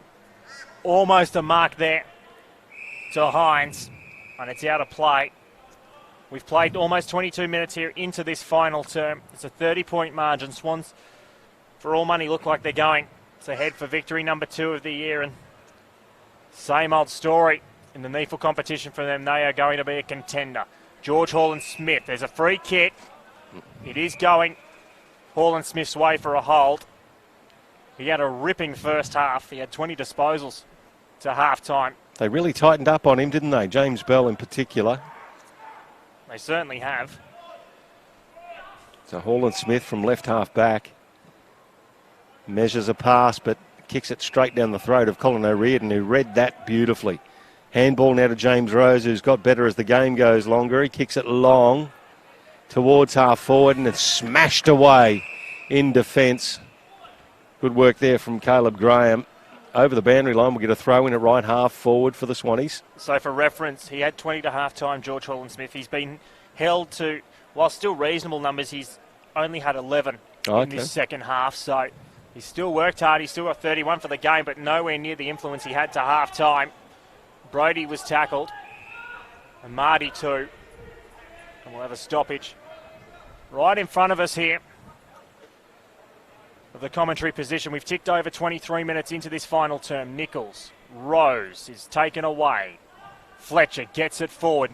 It must have been touched off the boot because it wasn't called a mark, and it now falls out to Swallow, who just hoiks it forward. Big courage shown from both players.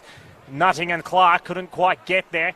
Paul couldn't really get it out. Now it's being fed away. Greenwall, it's still just bouncing around. Brody's knocked down. No mark taken at the back from Melican. Been one of those silent achievers this afternoon for Sydney. And it'll be a throw in about 75 metres out from the Suns' attacking goal. Now, I like the setup in defence. Melican's done beautifully. O'Riordan just generals that defence beautifully as well. They get a lot of assistance from their mids dropping back. Nichols slaps it down. Brody, he gets it forward. Swans, they want to get it out. Clark goes back now to Kilpatrick. He's tackled. He lets loose the ball. It comes back out in the Rose direction. Passes him. Bell overruns it. Was picked up there by... No, hang on, there's a whistle on play. Free kick to Bell. I think he got taken high. Oh, he did get taken high. I was watching Andrew Swallow, who had the ball and basically threw it away. Bell to right half forward, 2-on-1 Swans. Amati flies and Nichols knocks it over the boundary line. So another throw in as the clock hits 24.5 for the final term here on NEAFL TV. So the final minutes of this one. Rucks will contest. Nichols decisively from the back, tackled straight away. Smith falls over his own legs. Row bottom to Rose. Sends it forward towards the pocket. That's a perfect kick. He's placed that to absolute perfection, and Foot will set it to the tip of the square. And that was quite frankly the antithesis of Rose's kick, but it's still bouncing around defensively, and the Suns just escorted over the line. Leslie pretty much handballed it in. So now it's 31 points the margin, 16-7 the 10-12. So the Suns now, Smith at right half back, right against the boundary. Tries to bite off a 45 kick and kicks it in the man on the mark, Stoddart. He just measures the pass. Vierhouse can't control it. Gets a handball over the top. Bell tackled, still gets it away. Kilpatrick, and just cannot find the distance there to... Was Andrew Swallow acting as goalkeeper. He gets it off Day, then keeps running. It's showing the younger blokes how to do it when you're not a regular player as well, isn't it? And a fair nick and push in the back from James Rose. So Swallow now back to Day. To Brody. Brody in the middle of the ground. Hines takes the mark, gets up, wants to go, and drills it again. O'Riordan just reading the play. Generaling this defence, he's coming back out to the commentary wing, James Rose, for yet another possession. So Rose over the top with the kick. It's just turning a little easy now for Sydney. Bell will send it short. He finds Ling. Haven't minded his disposal this afternoon since he's come on. Now where's he going to go? Oh, he just wrong foots his opponent there in Hines, and that's beautiful. That is sensational work from Matthew Ling. He wrong-footed Hines, and then off the instep has gone to Wicks, who will be lining up for goal once again. Yeah, a couple of exquisite skills there. He sold the dummy beautifully and then put on the clappers. And then, again, not many players will actually hit that kick. He used the inside of the shoe, and Sam Wicks is a really good performer. He's already kicked 3. Rookie drafted player. No, he hasn't. He's kicked 2, I'm sorry. The Swans Academy player. He's in the category B rookie. Well, has he kicked 3 this time? Yes, you just preempted yourself by 20 seconds there, Pricey. There you go. I've already marked it down. It was never in doubt.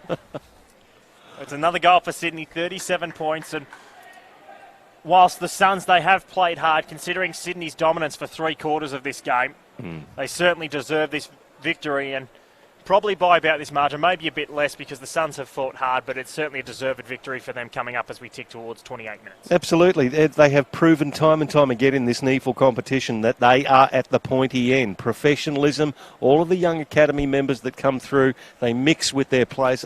Mate, I am always impressed with the Sydney Swans. I'm actually impressed with the Gold Coast Suns today as well. That mix of experience, but I think they have been basically pressed by a more polished outfit. The youngsters for the Swans, the likes of Stoddart, Rose, Bell in the midfield, not to mention Rowbottom and Clark, who have been superb. Brody has a bounce, lowers the eyes, tries to drill a pass. Good defensive effort there from the Sydney Swans, and they're doing it on the bit now. Rowbottom off his hands. Darcy Cameron beaten to it by Riscatelli. Riscatelli kicks inside 50 once again. Swans defence with numbers and doing it perfectly. It comes out to the commentary wing. Good collision coming up between Brad Shear and Yolton. Shear wins out. Ball goes over the boundary line. We're going to get a throw in. So it is what you'd probably call wing half forward here for the Suns. There has been a lot of positives for them to take out of today. There's no doubt about that. Their academy products have been very good, and it's just these lapses that they've had in their first 2 weeks. They really need to arrest them. Otherwise, the season in this NEAFL competition could get away from them pretty quickly. Just pinballing around at the bottom of the pack. Now ticked over 29 minutes into this final term. Who's been your best on today, Pricey? Oh, look, it'll have to come from the Swannies. I love the work of Rowbottom, love the work of Clark there, and you see both of them involved on cue as Brodie goes forward and toes it over the boundary line. Really like their work. Darcy Cameron controls things in the ruck. I think he's obliterated Tom Nichols, not only in the ruck but around the ground, but he's fed their midfielders. It's just been a good performance across the board. Amati, Wicks and McLean up forward.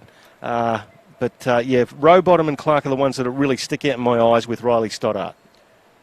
So at the contest, Haaland Smith, he's been one of the Suns' best, there's no doubt about that. Of course, he's been quieter since.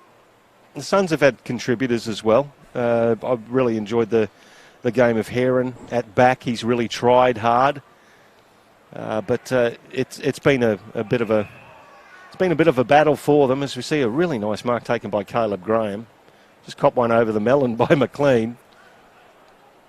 But yes, I think there's plenty to look forward to for the Suns. But the Sydney Swans, all of those people panicking after watching their senior side going down, they can look at this NEAFL side and actually see some real promise for the future.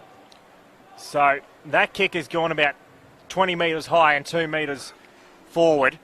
So it's not 15 play on. Bell tries to pick it up. He's just bouncing around the line. They've done well to get this away, Sydney. We've ticked over 30 and a half now. McLean almost taken the mark. He's almost been the player of the second half for mine. Trying to get it away. There was Hines. He looks like he might have hurt himself a little bit on that ankle. It's going to be a free kick. It's going the way of the Swans. And Amati was the big focal point, but McLean really straightened them up. When he was leading at the ball, he's leading at the ball carrier. So there's no doubt as to if you get in his way, you're going to be in trouble. Speaking of McLean, he's just kicked it forward, and this could be another one for the Swans. Yulton, he's 30 out, have a ping, and he's let me down. It's one behind to the near side. It's a good bit of play, but 38 points the margin. And there's the siren. As they would say down in Sydney town, cheer, cheer the red and the white. 38-point winners here at Metricon Stadium. 17-8-110 to 10-12-72. Pretty competitive contest in the first three quarters before the Swans broke away. And it's a well-deserved victory for them. Absolutely. 38 points after they led by 17 at three-quarter time. It was the Suns who led by 2 goals at half-time. The Swannies by 17 points at quarter time. They showed their class when they really required it. And the Suns, well, they only scored the 2 goals 4 after half-time. The Swans scored 11 goals 6 after half-time. So they belted them after the half-time break. Really impressed with Josh Corbett up forward for the Gold Coast Suns. He kicked 3 goals, the rest were singles. But when it comes to the Swans, they shared their goal scoring around the park as well. James Rowbotham, we've sung his praises, kicked 3. Darcy Cameron with 2, Sam Wicks with 3, Joel Amati with 3. And Big Harry McLean kicked a couple in the second half as well and really straightened them up, as we say. But Riley, you've got some stats there, mate, that sort of prove that the Swans did carry it more than just on the scoreboard. I certainly do, of course. If we had a look at half-time, the Suns were dominant in a lot of the statistics, but disposals were certainly evened out in that second half. There was only a difference of 13. You look at the marks. The Suns actually took more marks this afternoon, but a lot of that was in their sort of defensive 50, not really penetrating much. You look at the hit-outs, that was relatively even around the ground, but the hit-outs to advantage in terms of Darcy Cameron for Sydney. He was sensational. Inside 50s, that was really the difference after half-time, 60-49 in that department. So it's been a really good performance here from the Sydney Swans, and I've really liked their polish. The Suns would be kicking themselves for that inaccuracy in that second term when they had the opportunities, and it's ultimately turned into what is a very comfortable win for the Swans. And the Swans just keep rolling along, of almost perennial grand finalists, and actually just watching on field now as we see the Carlton team going out for their warm-up later on. For the game later on. And Nick Newman, who was a former Sydney Swans listed player, now playing for Carlton, is down there having a good old chat to Joel Amati and Colin O'Riordan as well. He played in the NEAFL for the Swans last year as well, before getting a senior debut and then a call up from Carlton. But so they just keep producing the numbers. They lose players and then they just keep producing in the academies. And I tell you what, we're not going to be watching James Rowbotham and Ryan Clark running around in the NEAFL much longer. That boy, especially Rowbotham, I think, is going straight into senior football. And if he's not going straight in there, it's not going to be not far away at all. But the Swans have done it on the bit today, Riley. You predicted it. You said they were going to step away with it, and they did. The Gold Coast Suns just not quite good enough after producing a really good second quarter. Michael Price and Riley Staraj, thanks very much for joining me today, Riley. Enjoyed calling with you, mate. Yeah, it's been an absolute pleasure. Hopefully we do it more this year, and go Blues this afternoon. And is showing his colours as well. Riley Staraj barracking for the Blues. This has been NEAFL TV through our broadcast partner, Bar TV. Look forward to broadcasting for you again next time.